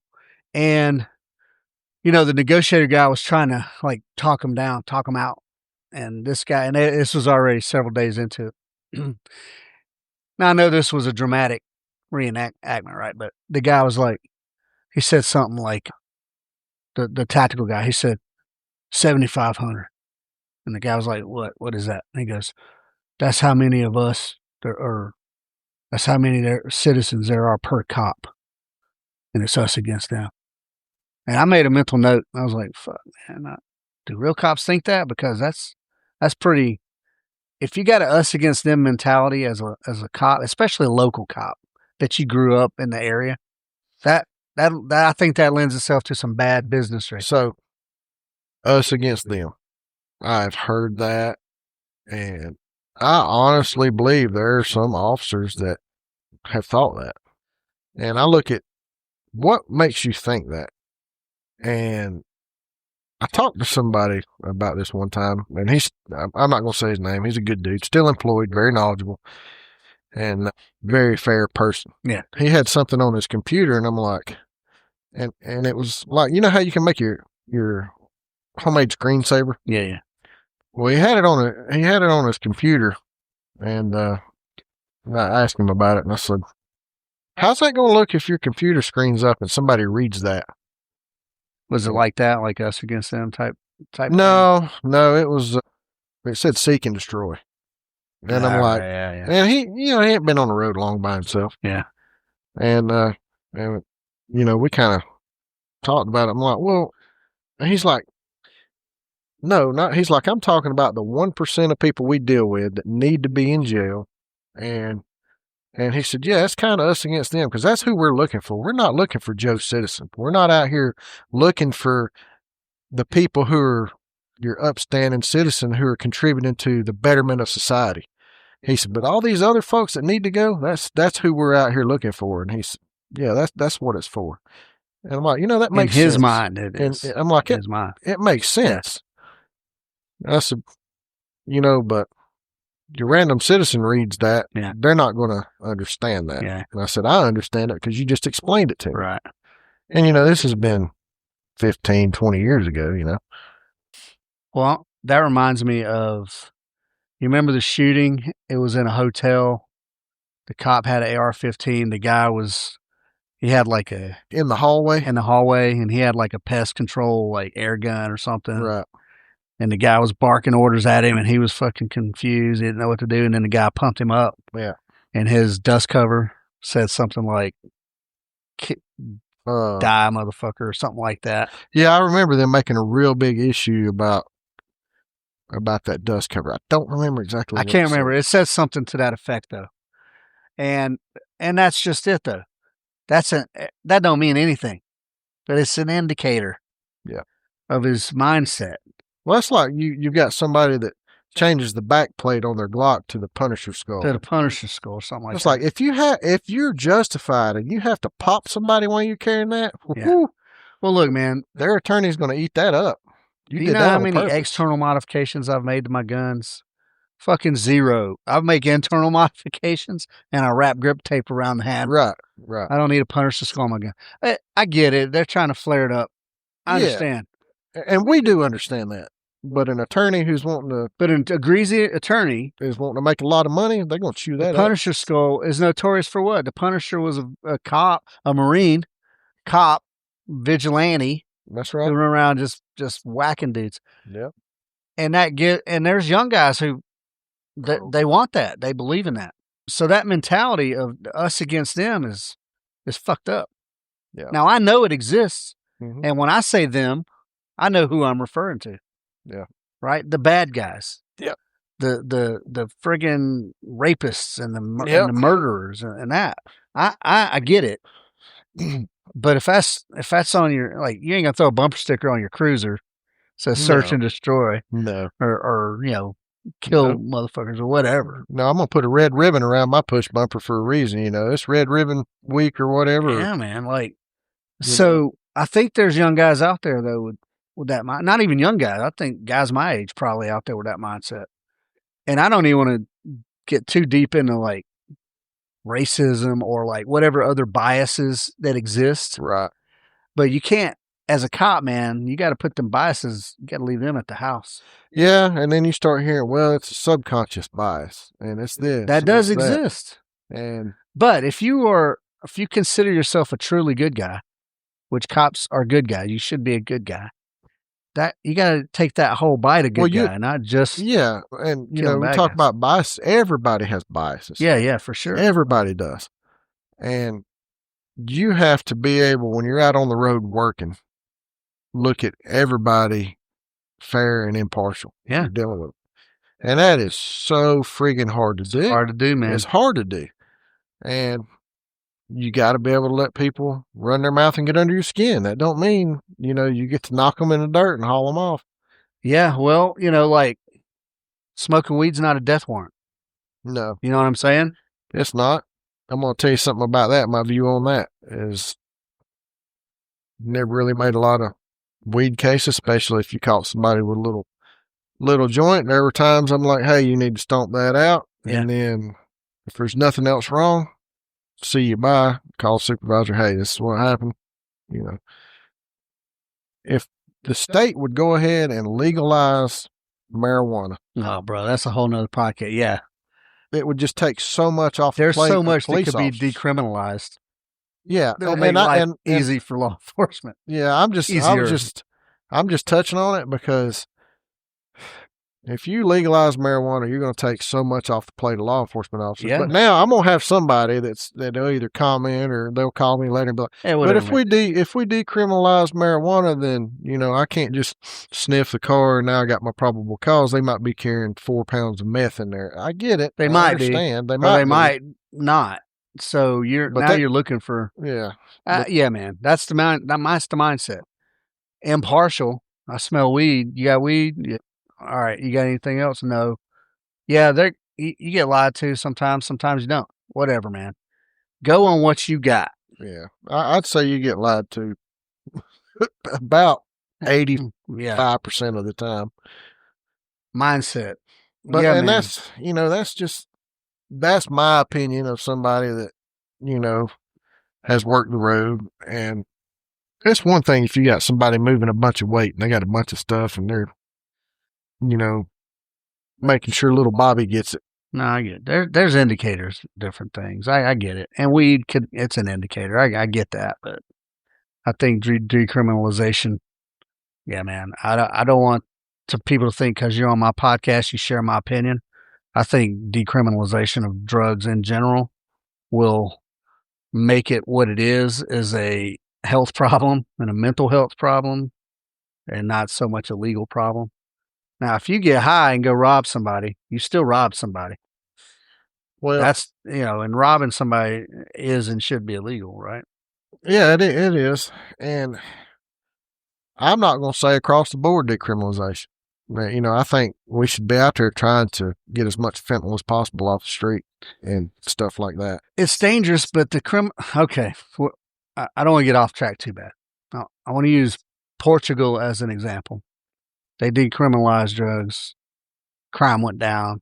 Drugs went down. They basically centralized or rounded up these people, and they did drugs in isolation. Yeah, it was an overall benefit. Now, are we anything like Portugal? Nah, but I think it's worth trying anyway. Yeah, I mean, I don't know. Who really knows? We could try that, and it could just have the opposite effect. It could be really, really good, or really, really bad. Maybe, or just like everything else, you don't really know until you have to work it. Yeah. Until you try it. But that's a very libertarian perspective, and I happen to have, but what else? Cultural shifts. Now, okay, let's talk about cultural shifts. And I don't know if you're seeing anything at your level, but I'm seeing it on the internet because there's some high-level trainers out there that have been busting balls on cops for several years. Mm-hmm. And then there's cops that are now high-level guys who are jumped up, or guys who train and who care about it, and now they've made their way up the ladder, and they're starting to be able to influence their agencies. Right. And dudes are starting to shoot competition shooting versus not, and they're starting to put emphasis on practical realistic training, not some tactical madness that you see all over the place. And I think there might be I think it's starting to take hold. That's what I see on the internet anyway. Yeah, I see everything, like you said, going from the tactical stuff to shifting to that reality-based scenario training. Right? Practical. And, yeah. I'm seeing that a lot more too. I know there's a few people in some of these local agencies that are, for instance, they're post-certified Brazilian Jiu-Jitsu instructors. And when they have an officer who wants to train with them, they can document that time. And after 100 hours, if that officer passes a skills test, then they can certify them. And, that's just one of those things like, how are we going to get better at controlling people to where we don't have to pull our gun on them? Not saying, hey, we're going to try to control this guy that's got a brandishing a knife. Yeah, I ain't going to go up against a 300-pounder either, but if if it's a 300-pounder that don't know what he's doing, yeah, maybe. It's no factor. Maybe. But nowadays, there's a lot of people who are training. The gym I go to, Emperor City Grappling Club, I'm not a small fellow, but we got some big boys there. Got some dudes in there that a couple of them make me look small. Yeah. I'm in that high calorie grappler crowd. Yeah, I'm in the high calorie crowd. But that's where things have shifted from how do I look to how do I perform. Right. Yeah, man. And I'm happy to see it. Yeah, that's good, and I'm glad that's happening. And I'm trying to be a part of that. I hope. I had a fellow out here. He brought some folks from his agency out last week or the week before. Then I started, Facebook stalking him. Dude's a published author. Man, it was pretty cool. So what I'm doing on that is I've been talking to our training officer saying, hey, this is a really good opportunity, and I just started talking to him earlier today about it. That trying to get you to do some training. And hopefully it'll take, and then they'll start wanting to train on their own more. Yeah, well, here's what I'll try to do when I train with cops is like, and you witness it firsthand. Yeah. Somebody does some bizarre shit, and I say why, and then I either beat it right, or explain why it's right inefficient, and the clock don't lie, man. Like. You're right. It doesn't. The clock don't lie. If it's less efficient, it's gonna show. And, when I come out to train with you, I'm happy for the clock because it lets me know. Yeah, the clock don't lie. And because I want to go fast and because I want to be accurate, it highlights the flaws. Yeah.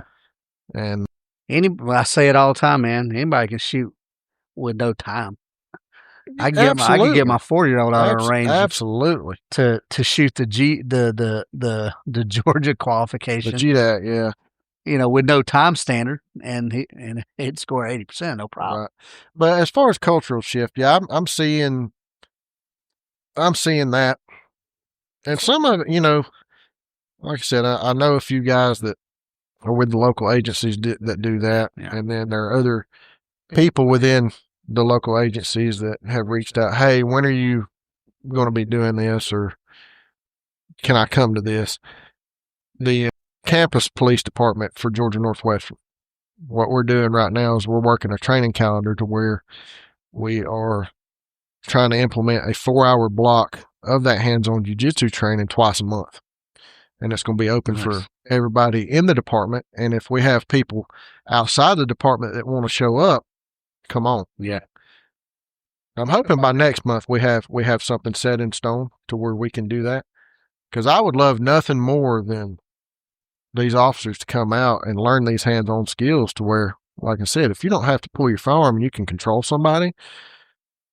Yeah. Awesome. I like it. And look at the mindset. Training mindset is a weird thing because it's a series of things, right? Mm-hmm. But confidence. Absolutely. That's what you're building right there. Yeah, that's part of that is building their confidence. And the better your skill gets, the more you're confident. And the more you're confident, ironically, the more calm you are when and bad things happen. I posted some pictures earlier today or late last night from one of the guys that we were working with. And what I do at the end of class is we do 2 2-minute drills with them where I'm telling them, hey, I'm taking your gun before this is over, and you need to keep it. And at the end of that 2 minutes, they're so exhausted and they're humbled. Yeah. And they're like, I didn't realize I don't know anything. You know, I may be breathing a little bit, but they're over there gasping and sucking wind. And I'm like, I'm able to relax doing this because I've done it so much to where you're freaking out. Exactly. You're using all your muscle. But also the same as on the range as on the mat, economy of motion and efficiency. Right. You're exerting less energy, getting the same effect. And I'm going to put something out there, and I told our training officer that I wasn't going to say this, but I'm going to go ahead and do it anyway. I'm a jiu-jitsu fanatic. Yeah. And I was fortunate enough that Post awarded me that certificate based on my training, and Carlson Gracie Jr. awarded me my blue belt. I'm just a blue belt in jiu-jitsu, brown belt in judo. I've been doing it a long time. I never really focused on trying to get belts and stuff. You know, Bruce Lee says belts are good for holding your pants up. Yeah. Do I want to reach the coveted black belt in jiu-jitsu? Absolutely. It might be when I'm 60, but whenever it is, it'll be when somebody greater than me says you're ready. But now that I have that certificate and we work so closely with the Academy for Georgia Northwestern, we are seeking approval to implement that into the Academy because they're required in the Academy to do 1 hour of PT every other day. So 3 days a week, 60 hours in the course. But we're going to offer it every day. So the officers that want to come in and do that for their PT on these 3 hours, they've satisfied that. And they also get their documentation. If they come all 5 days, at the end of that 20 weeks, that's their 100 hours, I will put them through a skills test. And if they pass that skills test, this is not a give me skills test. Right.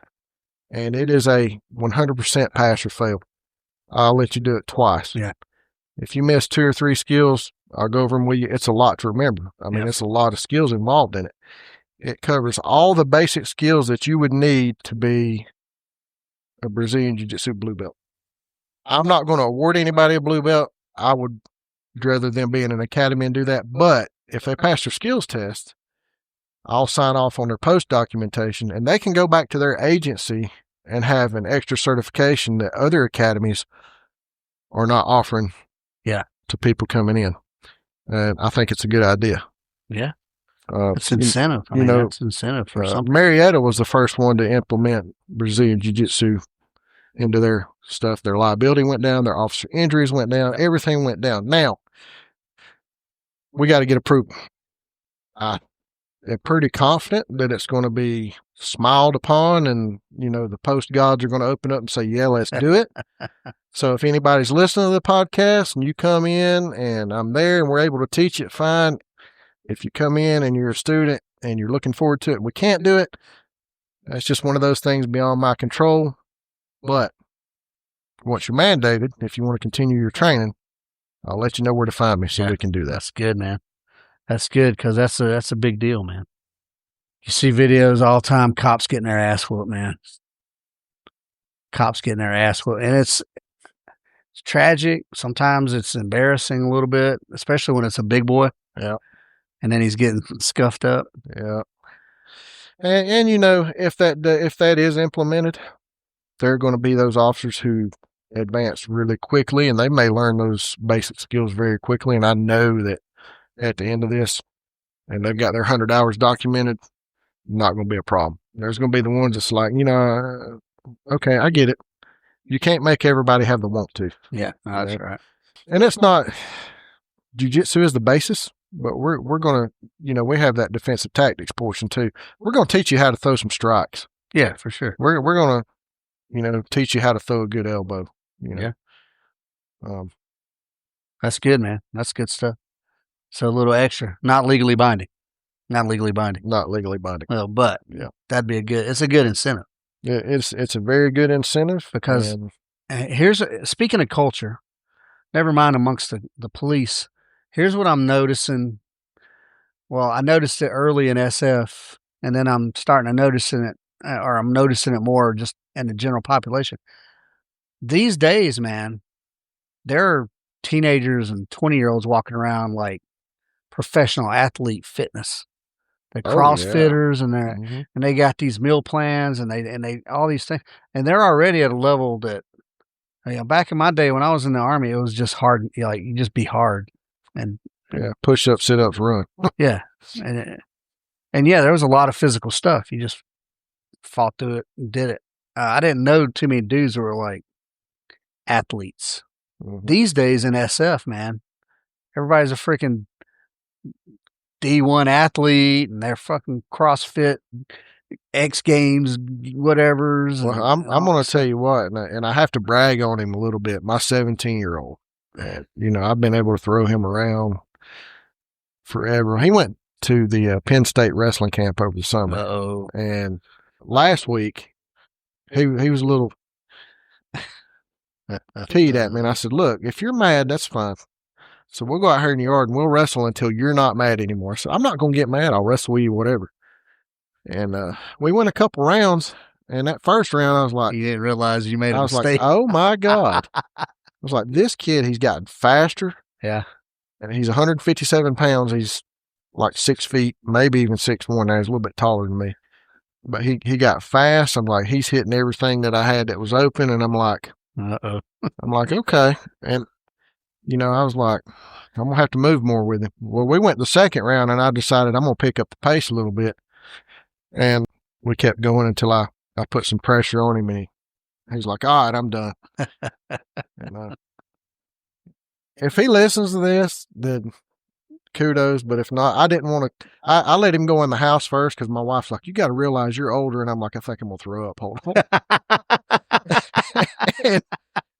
and that little dude, man, I was like, I told my wife, I said, I wanted him to know that I've taught him everything he knows, but not everything I know. Yeah. I said, but he's got, hey man, he an got upper him level camps. fitness. Yeah. I got a real good buddy. He's got, his son is, I don't know, a middle schooler, but he's going to all these wrestling camps, and and he's smoking it, man. Yeah, I got a lot of hopes for him this year. He should do very, very well, and I think he will, as long as he maintains his discipline and keeps after it. It'll be a long season, start from October to February. But when young guys ask me about going in the military and stuff like that, now, I was never a wrestler. I played a little baseball, I played a little football, but I moved around a lot. I never stuck anywhere. But I tell them, wrestling, if like young guys, like, go wrestle, man. Be a wrestler, because that's one of the most grueling physical. You're going to be fit. Well, he's been wrestling doing fit. He's been doing no-gi jiu-jitsu too, and I watched him a little bit the other day after work, and I'm like, "How many rounds have you done?" He's like, 9 or 10. I'm like, 9 or 10. I'm like, they were 6-minute rounds. Good Lord. And I'm like, I'll do 4 of them, and I'll take a break in between after the second one, and I'm like, man, I'd like to have his endurance. But, you know, he started college. He's doing dual enrollment, so he's taking one high school class and the rest are college. Nice. And he's going to Georgia Northwestern for HVAC, and he's worked through the summer, the last 2 summers doing it, and his boss is like, yeah, we let him do, you know, troubleshooting and everything now. I just check, make sure it's good, and then we go to the next job. And I'm like, dang. Like, I don't know where he got that big brain energy from. Well, that's good, man. I think, you know, again, speaking of culture shift, man, I think that's the way, man. Kids getting a technical skill, trade, making lots of money, and it don't cost an arm and a leg to get there. You know what I mean? Right. You know, because he's doing the dual enrollment through the Floyd County schools, he's not going to have to worry about having like student loans and stuff. Right. So that's a plus. That's what I'm saying. And if there's anybody in, you know, Floyd County that's got an intelligent kid that wants to learn a skill, I wholly support the dual enrollment program. Yeah, for sure. I wouldn't talk them out of it. Yep. Nah, man, if they can manage that workload, do it, because it's just a benefit. And back to cultural shift too, what I've also seen is, and you hear it all the time, these young people don't want to do this, that. Starting to see a lot of young people that's got really, really good work ethics. Something that had been missing for a few years. I don't know where it went, but it's coming back. I tell you what, man, my daughter, she is 23. She hated college. She went to, we first sent her to Colorado Christian University, which is a awesome school, awesome programs, big deal. And we were very excited. She went and hated it. So she came home. I was like, babe, you got to go to school. Okay. She enrolled in Georgia Highlands. Hated it. She just don't like school. It's just the environment. But she's a worker, man. She's got work ethic by the truckloads. Right. She's just trying to find what she wants to do with it. But yeah, she'll be one that'll have an entrepreneurial mindset. No, that's probably what's, yeah. She already has ideas out there. But yeah, man, I think there was a time there, like, these kids don't want to do anything. They got stuck on the screens. But now I think they're starting to come out of this stuck on the screens. Right. You know what I'm saying? Yeah, well, I think because it's no big deal parents anymore. that are, taking that stuff away from them at certain times of day now. Well, managing it, especially for young ones, for sure. Yeah, our 11, soon to be 12-year-old is he scares me when it comes to eating because he's 11 and he's 5'9", 140 pounds, and eats like a freaking horse. But anyway, we have to monitor his because he likes to. I'm like, no, you got to get off of that. Yeah. But now that he's playing football, a lot of times he just comes in and is like, I'm tired of He ain't got time, man. He ain't got time. He's smoked. That's right. And it's doing him some good, Yeah. And I always hated school. I did. When I graduated high school, hated it. I had to go to a class. It's called the College and Career Academy now. It used to just be Coosa Valley Tech High School side of it. I had to go to a class to have enough credits to graduate high school. And I ordered my cap and gown like a week and a half before we graduated. Look, I hated it so much. I did that too. Look, man, in my senior year, is when Georgia implemented the if you miss 10 days or more of school, it's automatic fail. My junior year and prior, man, I skipped school like a big boss. I hated school, but I was a good student. I guess I was passing tests. It wasn't challenging, right? My senior year, I thought, whatever. So I missed, I don't know, however many, 30, 40 days. They're like, look, you're not going to graduate. And I was like, well, why am I here? No, you're not graduating. So I left. Then I decided I want to join the Army. So I go to Army recruiter, and he's like, well, we're not doing waivers for GEDs, man. You got to have a real diploma. And I was like, well, god dang, I kind of quit school. And he's like, I got a program. And in Smyrna, some off South Cobb Drive, there was like a Cobb Adult Education High School. Right. And it was a work at your own pace. I was like, man, if I'd have known about that, I'd have been doing that the whole time. Right. I went in there and knocked out half of my senior year in like 3 weeks. Right. Well, because you could test out. You didn't have to, like, there was a teacher there. Right. But I was like, hey, just give me the test. The one high school class my son has to take is online. He actually doesn't start his HVAC courses till the 18th of August. And they're like, well, you have to come to school until you finish that one. He's like, can I work on it at home? They're like, yeah. And he's like, yeah, I'm going to smoke through that in like a week and a half. Yeah. And then they're like, you don't have to come back here except for when wrestling starts for wrestling practice. Yeah. And I'm like, where was this when I was in high school? Yeah. And, we're talking about hating school. When my wife first went into the Air Force to do radiology, that's when I left the city of Rome. And when we got to Texas, I was like, I got to find something to do. So I went to aeronautical college and got my A&P license. Nice. And so I do that on the side and stuff. And we come back to Georgia, and I'm like, well, I don't want to just be down here. And I know a lot of these upper positions, they require you to have a master's and this or that. So I started going back to school again. I was like, well, I'll get my bachelor's in criminal justice because I'm already really close to having that. And then I got looking at it and I was like, well, if I get a doctorate in public administration, what jobs does that open up? And I'm like, I hate to do it because I hate school. But if I can get into this position, then I can have a lot of say in what happens at these lower positions, like implementing stuff. Well, I've got about 3 years and 2 months to finish my doctorate in that. And I'm hoping eventually I would like to be I mean, if we stay around here, I'd like to be like the Dean over Public Safety for GNCC over all those programs. Yeah, nice. And, that way I can, depending on who's up there, we can really try to foster these programs and make them more real world specific. That's good stuff. Not that Post is doing a great job. They're going to say you got to do this, but at the school, what can we add to it that's going to be right? better? You do Post, and then you can. Yeah, that's right. Yeah.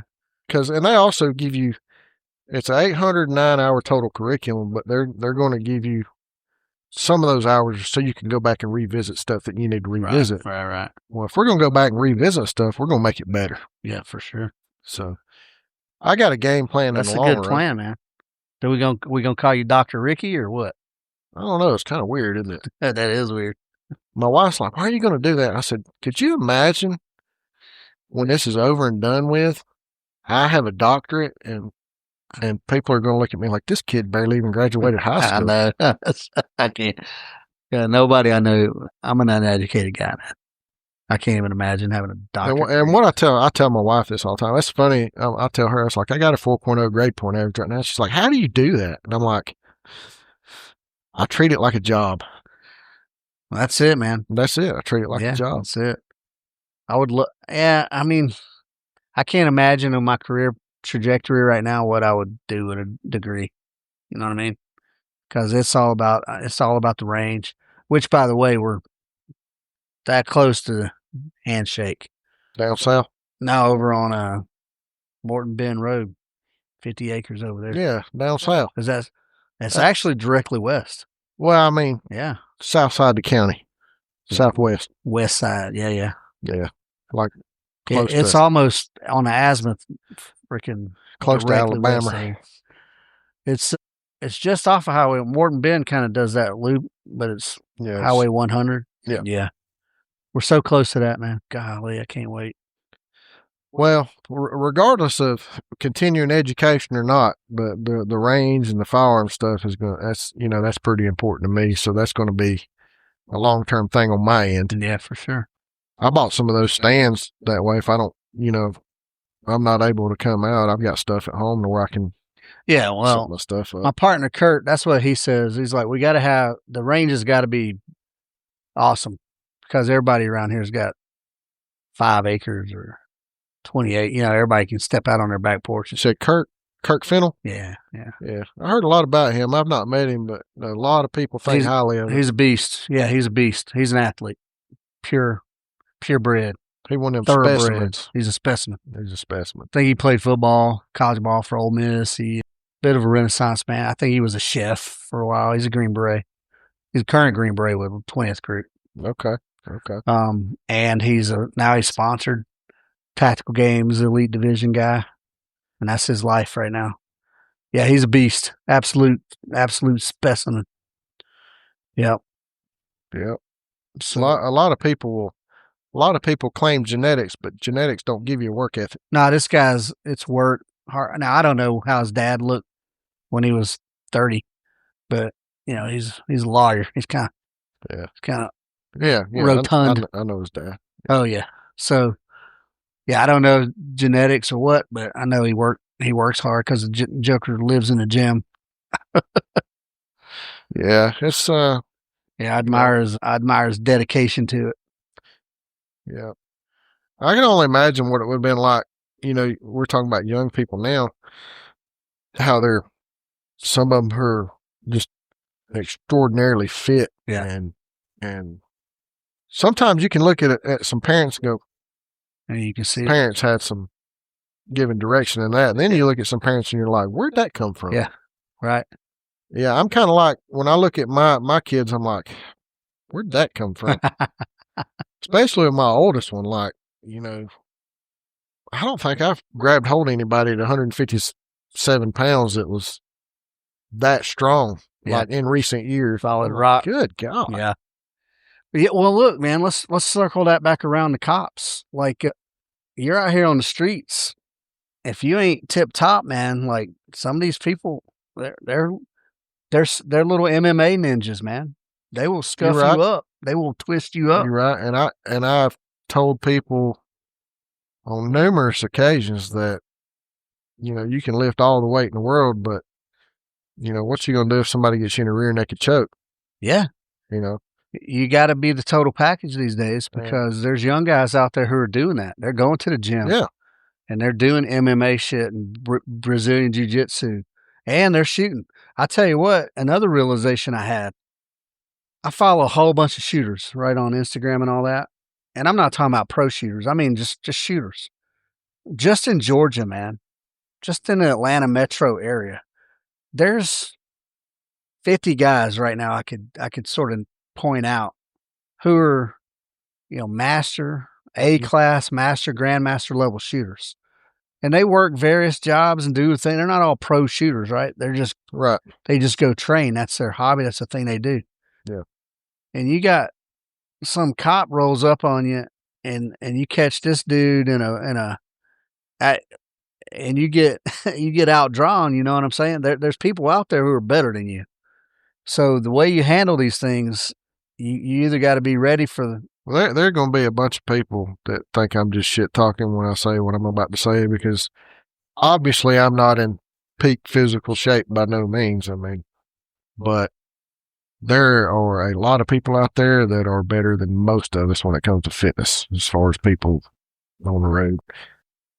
I like when I see the officers out there, that maintain their fitness and their training, like Casmore. Great dude. Yes, he's doing it right. Yeah, yeah. And I know there's other officers doing it right too, because I see it. Yeah. But then you look at some officers and I'm like, no, just no. Look, man. And I've reached out to some that I know, and I'm like, hey, I'm concerned about you. You're still out here doing this job, but I'm seriously concerned about your physical health. Like I know I'm carrying about an extra 40 pounds and I need to work it off. And I need to change my diet to reflect that. But I also know that I gained 60 when I had a shoulder replacement. So it's not easy. It's not coming off like it did when I was in my 20s. No, it's harder as you get older. It's harder to burn them pounds off. 9 months post-op. Yeah. And, I just now 4 weeks ago got cleared to where I can start doing push-ups again. Right. And I try not, when we get out here on the range, I try not to let it aggravate me too much. But you'll see me out there doing this about every round, just because I'm trying to shake out the soreness already. So one of the things I tell people, guns or no guns, fighting, whatever it is, all things equal, the fitter guy's going to win. All other things equal, the fitter guy is going to outlast the lesser fit guy. Yep. And heaven forbid he's got skill too. Mm-hmm. Yep. So... And it matters, man. I try to roll with people I trust at the gym. I'm like, hey, I got this for sure. New shoulder. You do whatever you want. You roll as hard as you want. But if you start attacking that side and I start getting uncomfortable, you win. We're done. Right. And we'll start again. And I love rolling with Coach PJ. He's very respectful for it. Sam's very respectful. Everybody I roll with is very respectful of it. And it's one of the few gyms that I've been to that when you got something going on like that, they're real respectful of it. They want you to train and learn and stay healthy. Yeah. And, man, I'll get to rolling with, I rolled with Sam. I've only rolled with Sam once since I've been there. I've only been to 8 or 9 classes since I've been back. I rolled with Sam once. I'm like, this dude is going to smoke me. And I knew it was coming. I knew I was going to be dead. 6-minute round, I'm like, yeah, 2 minutes in, I'm smoked. Yeah. And that's pretty much how it went, and they just went to a tournament this past Saturday, won the state tournament overall team points, 16 or 18 gold medals. PJ still undefeated as a black belt, Georgia state champion. Nice. And I can't remember what all they won. Really good team. But PJ, not a law enforcement officer, but has the post certification to teach officers. So if there's any officers listening and they want to go to Emperor City Grappling Club, he can document their time. There you go. And, even though I can teach it, I still go up there because I want to progress and get better. Yeah. I got to bring PJ down here. He's interested. And he's like, I've grown up shooting guns and I love to turkey hunt. I'm like, I know a guy. So I've already told him, he said, my schedule's pretty tight. I was like, we'll work it out. Yeah. So I'm gonna bring him down here one day. No, that's good, man. Do it. I'd like to meet the guy. I've heard Danny talk about him. He's always talking about Yeah, Danny was up there the other evening. He's always talking about Emperor BJJ on his podcast. That's good, man. Yeah. Overall, man, we do need to do better as far as law enforcement officers. It's easy to get complacent and ride around in your car. You know, you go however long, nothing really happens. You answer some calls, nothing, too out there, and then it's going to hit one day and you're going to be like, what the hell? Well, that's the bad part is it may never hit, but when it does, you got to be there. You got to be in the game. You got to be ready. Fortune favors the prepared. Yeah. It's not comparable. Regular patrol cops, right? Guys who are just out riding the streets. It's not comparable to what I did at all. SWAT cops, I think it is because you can plan a mission, execute the mission. It's a thing. You go in, you got your team maneuver, however you set up on the house, you raid the house, do your thing. But cops who are out on the street every day, that can beat you down. Just being in the car all day. Being in the car all day, if you don't get out and move, you don't get out and stretch, your gun belt's weighing on you, it's going to start causing you back problems. Yeah, man. But instead of doing a little PT here and there, stop and get a burger.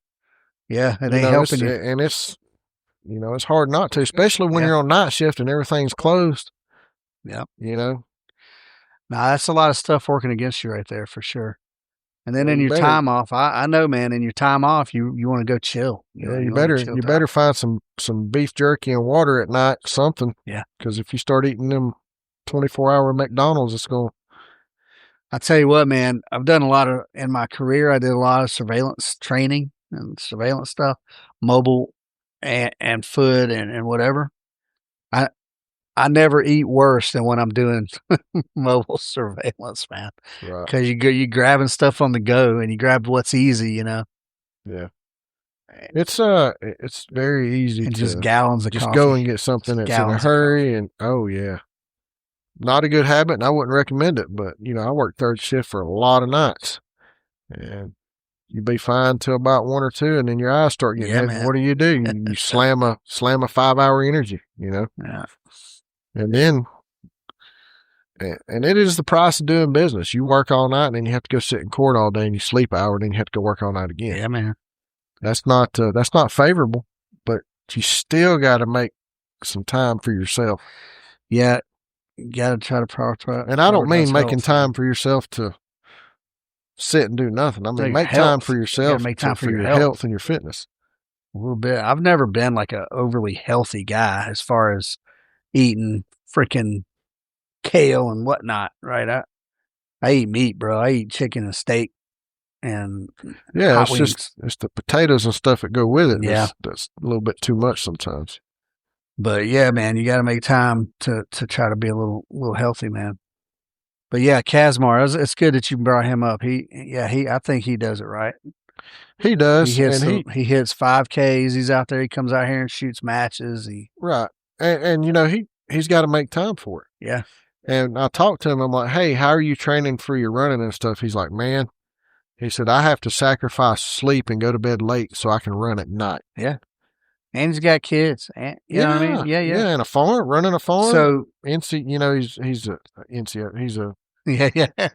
a Cook supervisor Farm. on the road, Cook Farms. Cook Farm, that's right. Yep. They got really good beef too. Yep, Cook Farms down in, it's like Cave Spring, no, Cedartown. Yeah, Cook Farm in Cedartown. We want some beef. But Kazmar is one of those supervisors that is leading by example or trying to lead by example. But again, it's you lead a horse to water, you can't make him drink. Yeah, for sure. And usually the lights come on and something happens and somebody's like, yeah, that'll never happen again. And then all they want to do is train. And then sometimes something will happen and you never have that opportunity because now you just crap out of luck. You're no longer with us.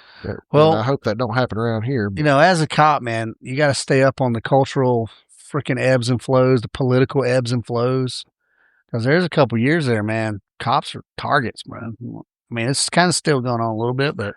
Oh, what I was talking about, the 3 guys that I was talking about earlier from Rome, that 2014, 2015, they were arrested, and they had detailed plans on using pipe bombs and some other means toward local police departments here in Rome. Yeah.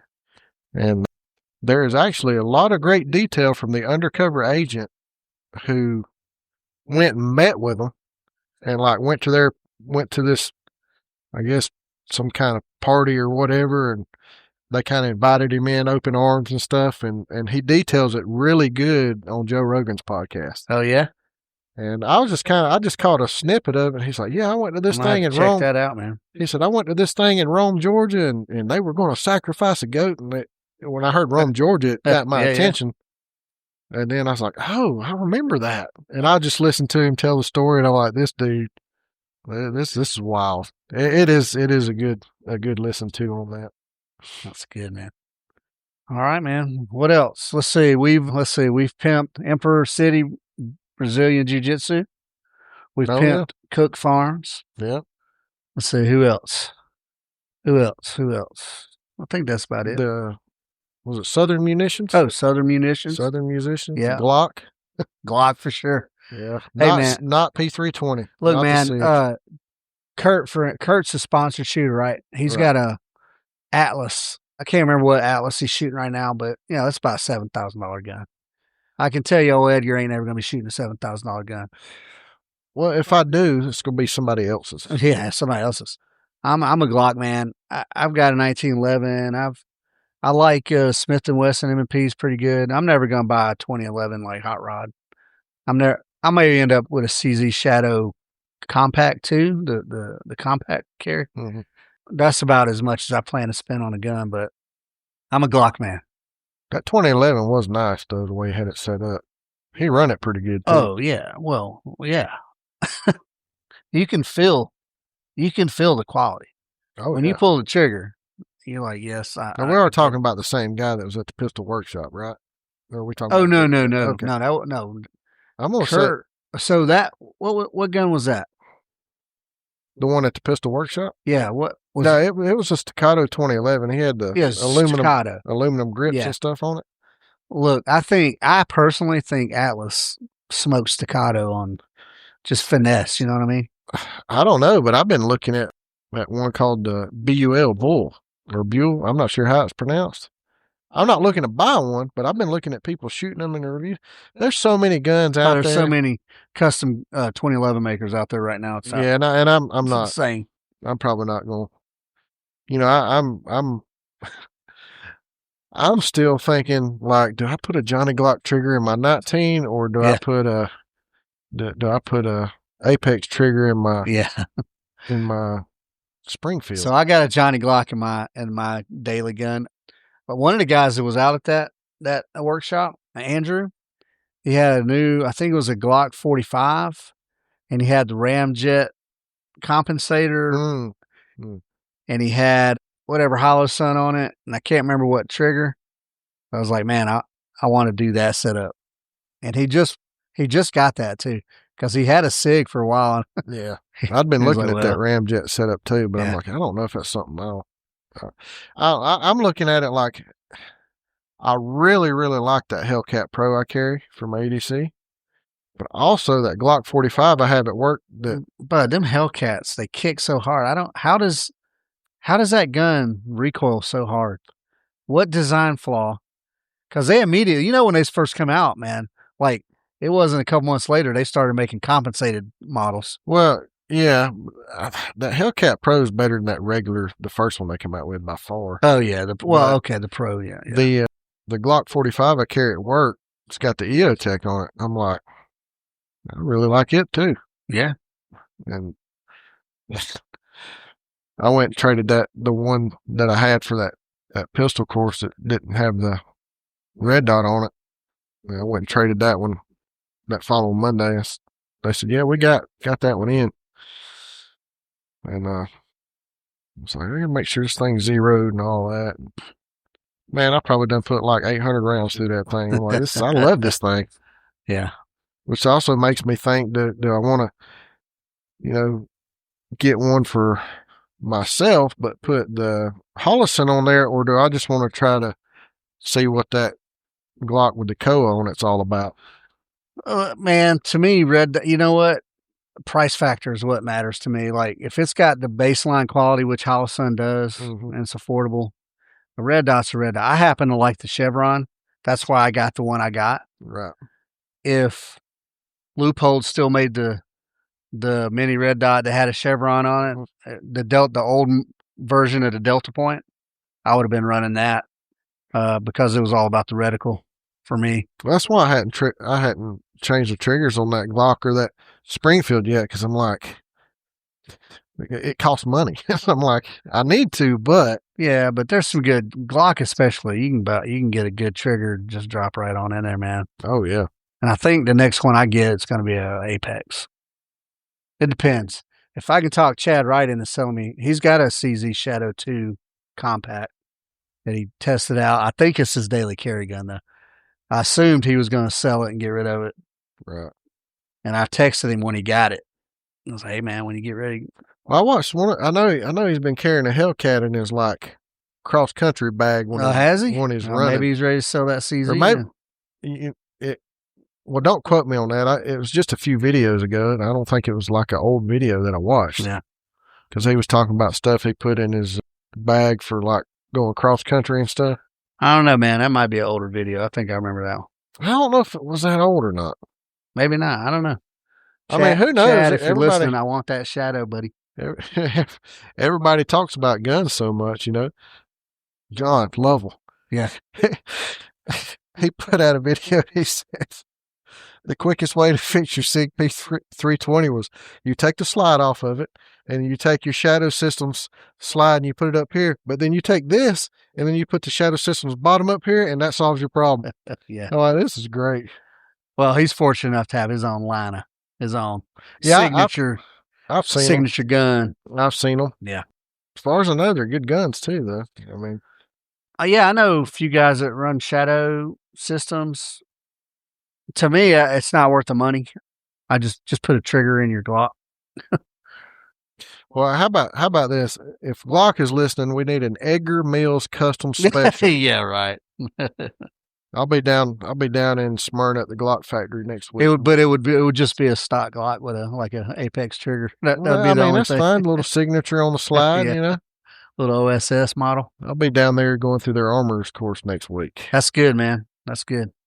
A buddy of mine. My employer's sending me to that. I do have to plug my chief because he is an advocate on training. Yeah, that's good. And he's like, everybody that works under me, if you want, you know, we can get you 160 hours of additional training a year.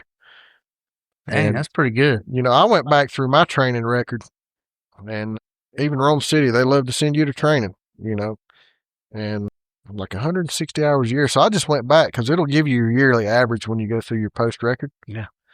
And I think the highest yearly average I had was like 78 hours.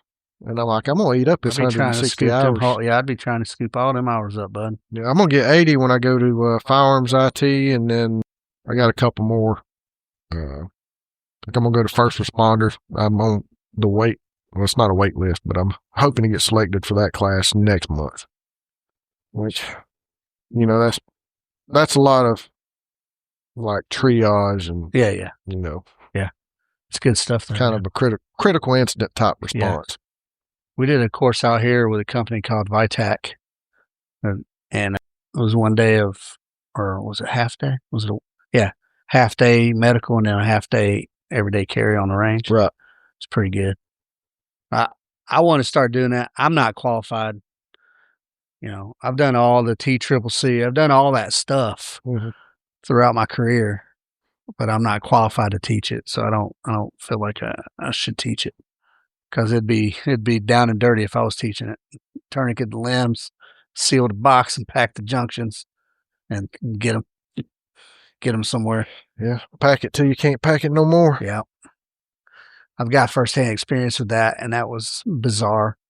It was an Afghan guy. I was just stuffing gauze. Like, when's it going to stop? Stuffing gauze. Like it was never ending. Unfortunately, I tried to, and once I ran out of gauze, man, I had my finger in there, and I was pressing as hard as I could. That was the first guy I ever seen, you know, the lights go out. But man, it was like you underestimate how much gauze Oh, yeah. you can stuff in a wound. To me, what's weird is when the lights look like they're out and then they come back. No, this whole boy Up here on MLK, when we tourniqueted a guy's leg off, that he damn cut it with a damn chainsaw, and it was only being held on by like a flap of skin in the back. Skin, oh man! And he went through his thigh all the way through the bone. Oh my god! That joker was as white as paper when we got there, and he's just like, and I'm like, I was like, this dude's gone. Well, did he throw his own turn? Did he have a tourniquet or anything on? No, and I had one in the car, but when I turned to go into the field he was in, it rolled off the seat. Somehow or another, the dang thing got stuck under the seat. Oh my god! So I used the other guy's nephew's hoodie, and me and Andy Rast, who works at the city, we tied it off, and he gave me a stick, and we were tightening it up. And that thing and then the stick broke, and I was sitting there having to hold it, waiting on people.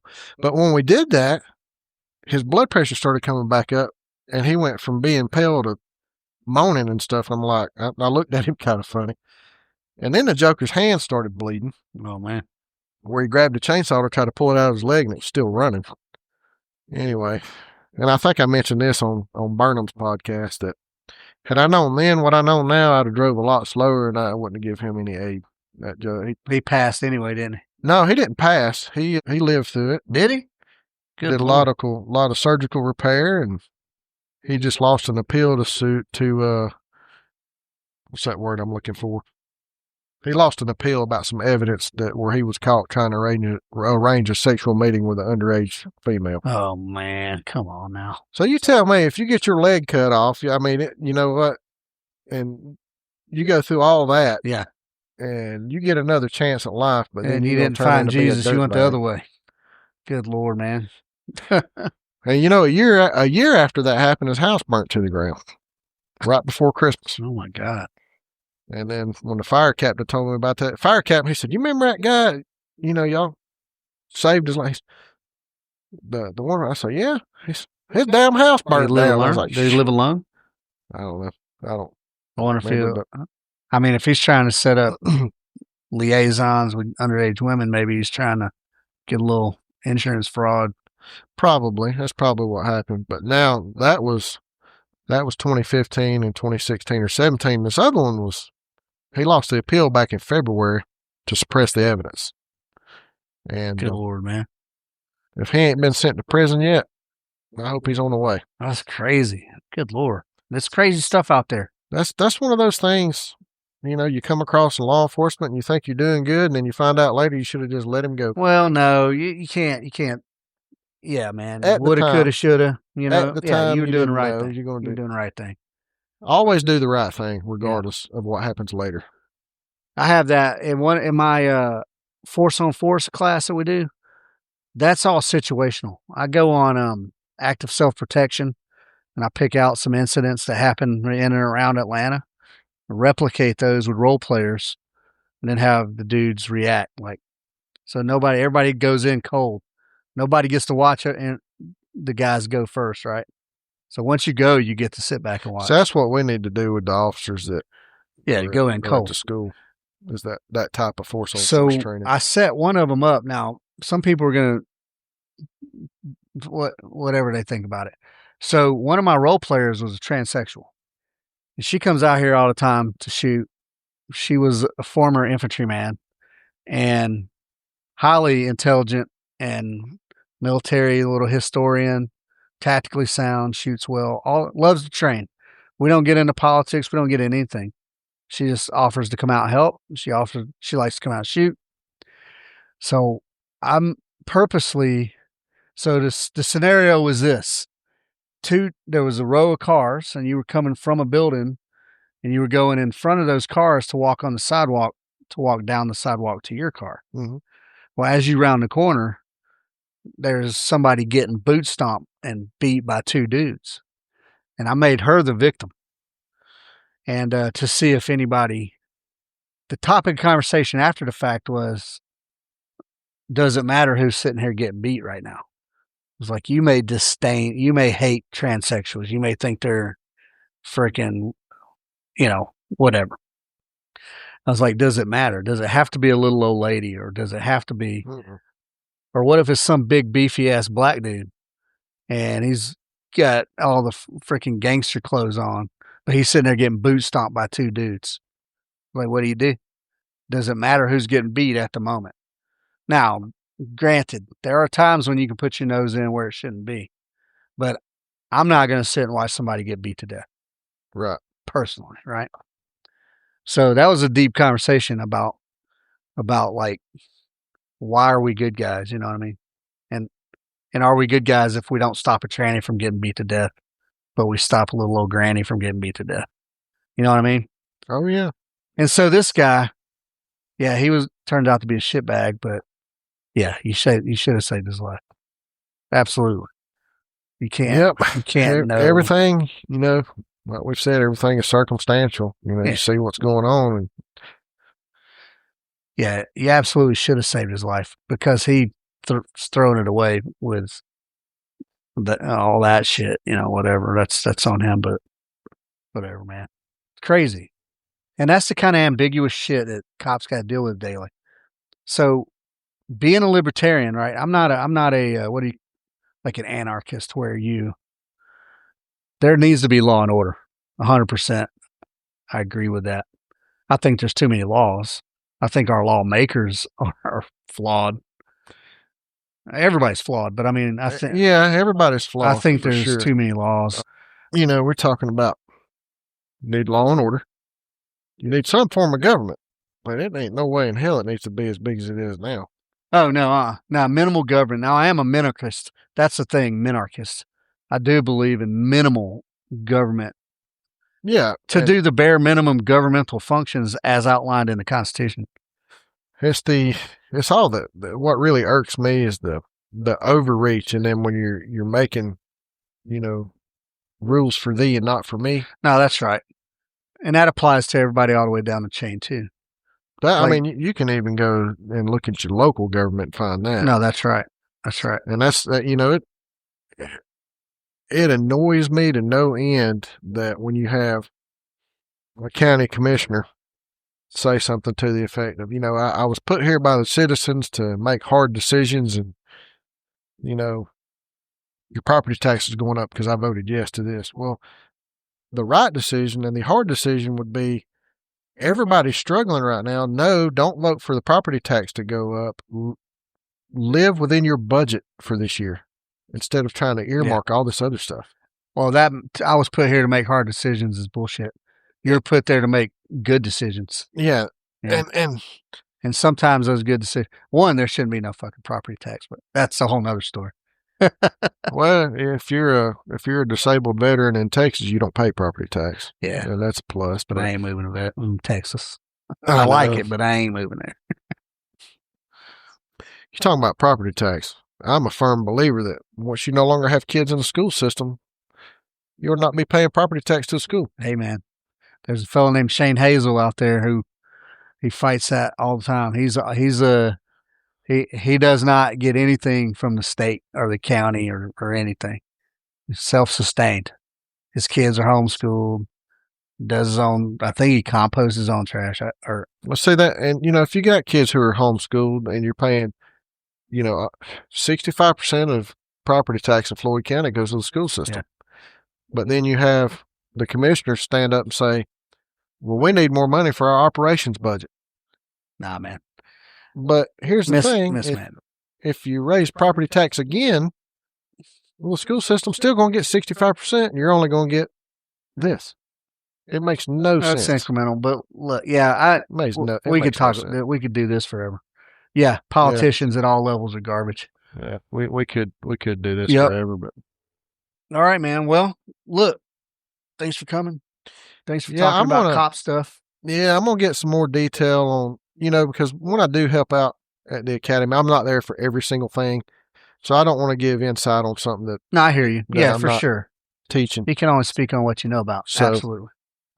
I do suspect I'm going to be more involved in that as the year goes on. Yeah. And hopefully it'll be looking on the full-time side of things for that, to where I'm not just working for the campus police and as needed. So Yeah. there's some things coming down that hopefully if they come to fruition, then I might be able to say, hey, we got a special guest to come up here today to help run this range. Yeah, I'll do it, man. I'll do it for sure. And especially for tactics portion of stuff.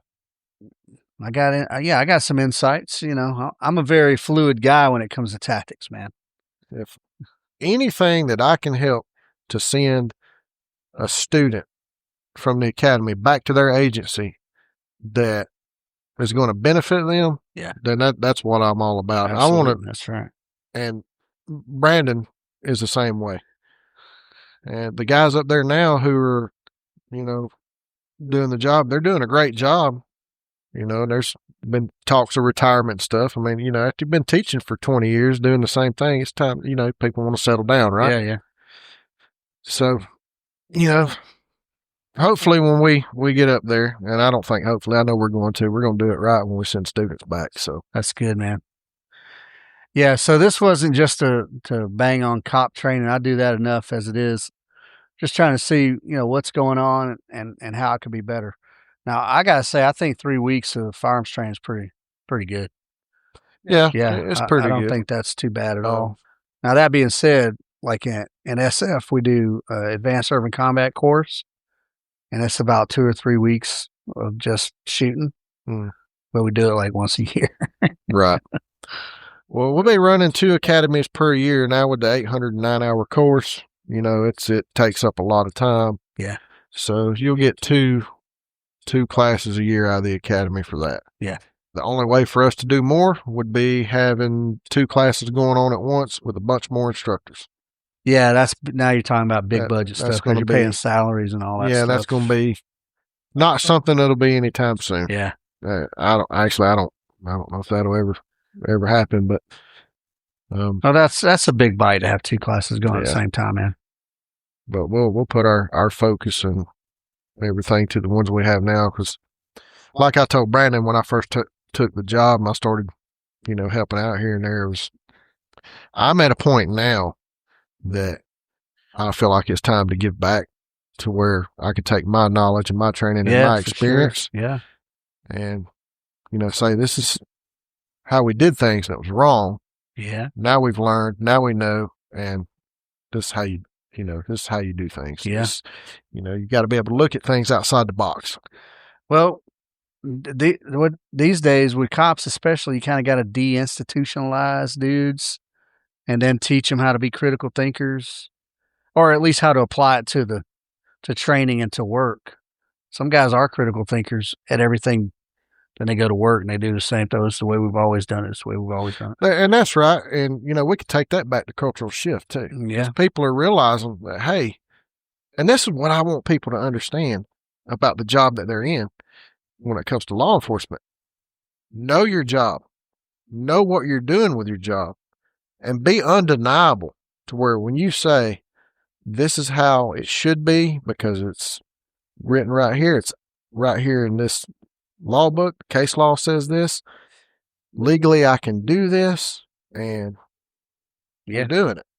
Be undeniable with it. Know what you're talking about. Yep. And if you need to show it to somebody in black and white, be able to open the book and go, it's right here. Yeah, that's right. I used to be that way about doctrine.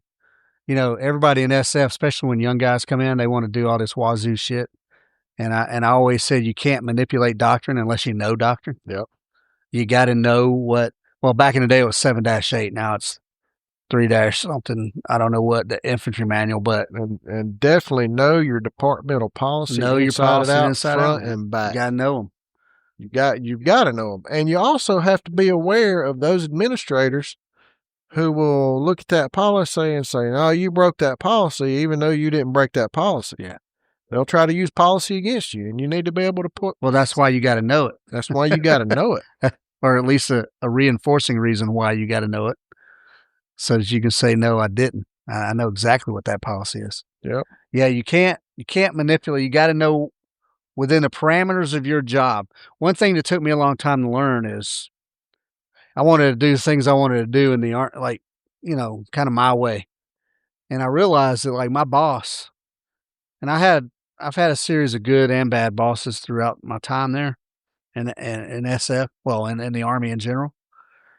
But like at the end of the day, their priority is my priority. They're my boss.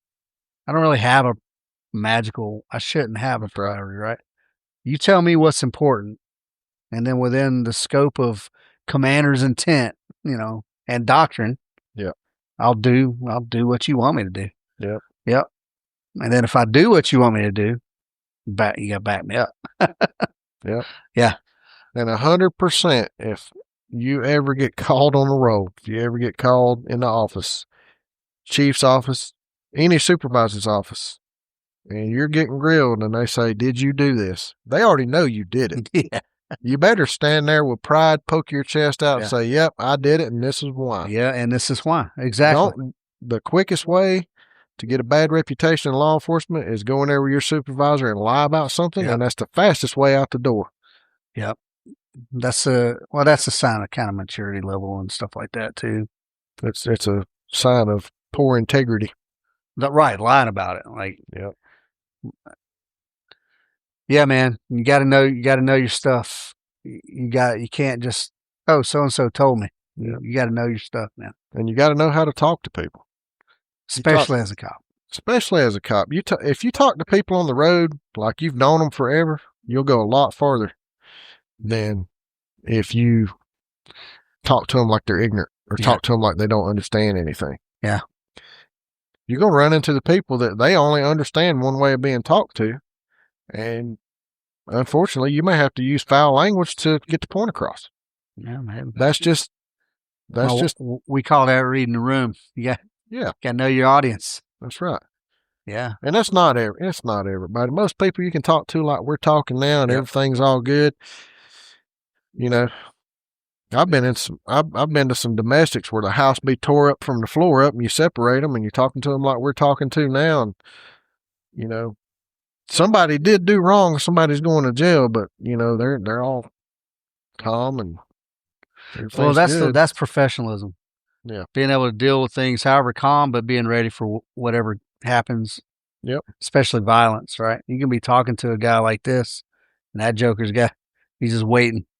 It is you be nice, polite, and professional to everybody, but always have a plan to kill them if you need to. Yeah, that's right. Who said that? That was a Marine. Who was that? Shoot, I heard that from the first day I walked into the police station as an employee before I went to the academy. No, a Marine said, damn, what Marine was it? Somebody said that. Anyway, that's right. It might have been Chesty Puller. It sounded like something he'd say. That's right, especially as a cop, because I'm not even a cop, and I know criminals will lie. They'll smile right in your face. Mm-hmm. And that's not saying that's something you want to do, but you got to be prepared to do it. No, that's right. That's right. Because there's people out there, they don't care about you. They don't care about who you got waiting. Prepare to respond, prepare to deal with whatever comes. But anyway, just, not trying to get off on a tangent about that or anything. I got to give props to the instructors out there. We have a lot of jam up instructors.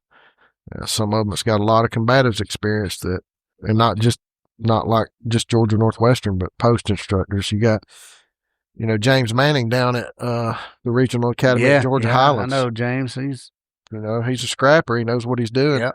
Does really good when he puts on DT courses. Yep. We could go all day long about the quality of some of these instructors out there. So if any future. Yeah. Let's caveat right now. We're talking about institutional training, not individuals. We talked about mindset and stuff, but right. There's some freaking stellar cops walking the street. Yeah, there are. Stellar cops walking the street, doing exactly the right things, training on their own time, their own dime, and all those things. Yeah, for sure. What I want to address more than anything was, institutional training. And then maybe a little bit, how do you get guys in the right mindset who ain't?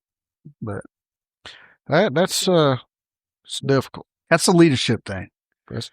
And you hear people, talk about morale within the department, which is also a leadership thing. Leadership sets the tone. It does, and I hate when I hear somebody say, "Well, if you don't have good morale, it's your fault." How's that my fault when I work for you and you're doing all this extra stuff? Leadership sets the tone on that for sure. It's If you got dudes walking around scared to lose their job at any moment because your senior guy's freaking bipolar, like one day you're his best buddy, and next day he's in your ass about everything or anything. or if you do something that doesn't look good on camera, but you're right, you're well within your right to do it, and it needed to be done. Oh, that don't look good. We got to get ahead of this. So guess what? Guess who the scapegoat is? Well, yeah. So, stuff like that, man. That's too much, man. I don't think I'd be a cop. You'd be a really good campus cop. Yeah, you think so? Yeah, just chilling around. Because you just got to walk around the campus and say hey to everybody, and then go back to your office. Go back to your office, or when they call and say, hey, we're going to do training today. Let's go do some training. Let's do it. Perfect. Why do you think I'm at a campus now? I don't have the tolerance to be on the road anymore. Oh, man.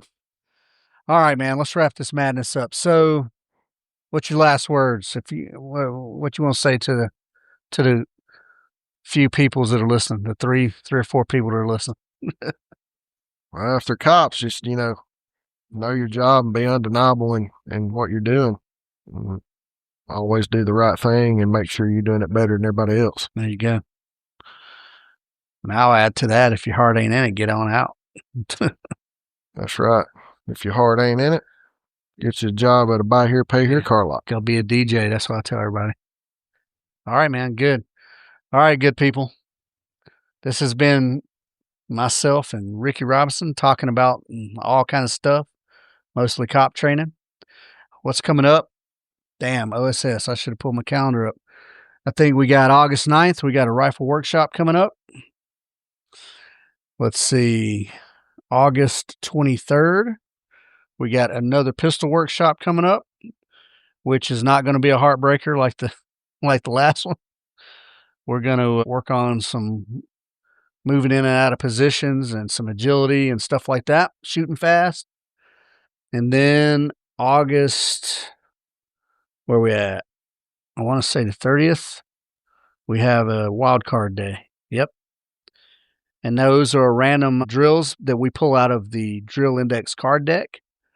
We run about 3 or 4 of those drills together, analyze them together for value or whether they were bullcrap or good. And then we all run the Blackjack 33 challenge. And if you score 90% or better on that, you get yourself a Blackjack 33 coin.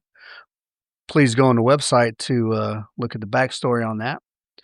And then 1 September, that's Labor Day. That's Monday, Labor Day. We got an action pistol match. So if you top shooter on that action pistol match, you can win some free training. And that we'll be able to post we're going to post the scores to practice score for that. And then, as always, private sessions. We're always scheduling, folks, always. And then for Two Team Guys, please check out the website, twoteamguys.com. We got land navigation coming up, date to be determined in September. And we got the way we're scheduling those courses is that if you have 4 or more people who want to train, we will schedule a course for you. I'm not going to put them on the calendar. It's too difficult to get that many people on the same sheet of music for an open enrollment course. So if you got a group of people that want to do some outdoor adventure leadership and team building, come on out. We've got search and rescue mountaineer. We got situational awareness. We've got a small mission unit or small unit mission training, or not training. That's a scenario-based course where we do a little bit of live fire training, and then we do some team development and planning, and then we go execute a mission. Pretty awesome.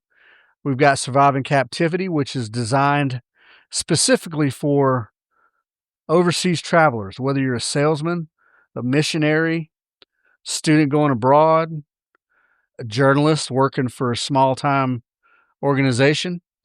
It's good preparation for overseas training, but folks, it's called surviving captivity. There is a captivity portion, so be advised. What else we got? Search and rescue mountaineer. Those are very technical climbing skills. We'll do some climbing, rappelling, And that is also a scenario-based course where we will go and rescue a lost and broken hiker. So we will work on climbing, then we'll work on haul systems, a little bit of first aid, and things like that. Very teamwork intensive and very detail oriented. So check that out. And as always, thanks for listening to the podcast. Please go on thejuntopodcast.com. Check out the blogs. I'm always posting blogs up. Please give me some feedback on those. Some of them are a little deeper than others. Some of them are a little lighthearted, but I'm always welcome your feedback. And if you got any topic suggestions for the podcast, or if you know just some compelling human beings you'd like to get on the podcast, let me know, and I'll see what I can do to get them here. Other than that, folks, I appreciate you, and I love you. Be safe out there.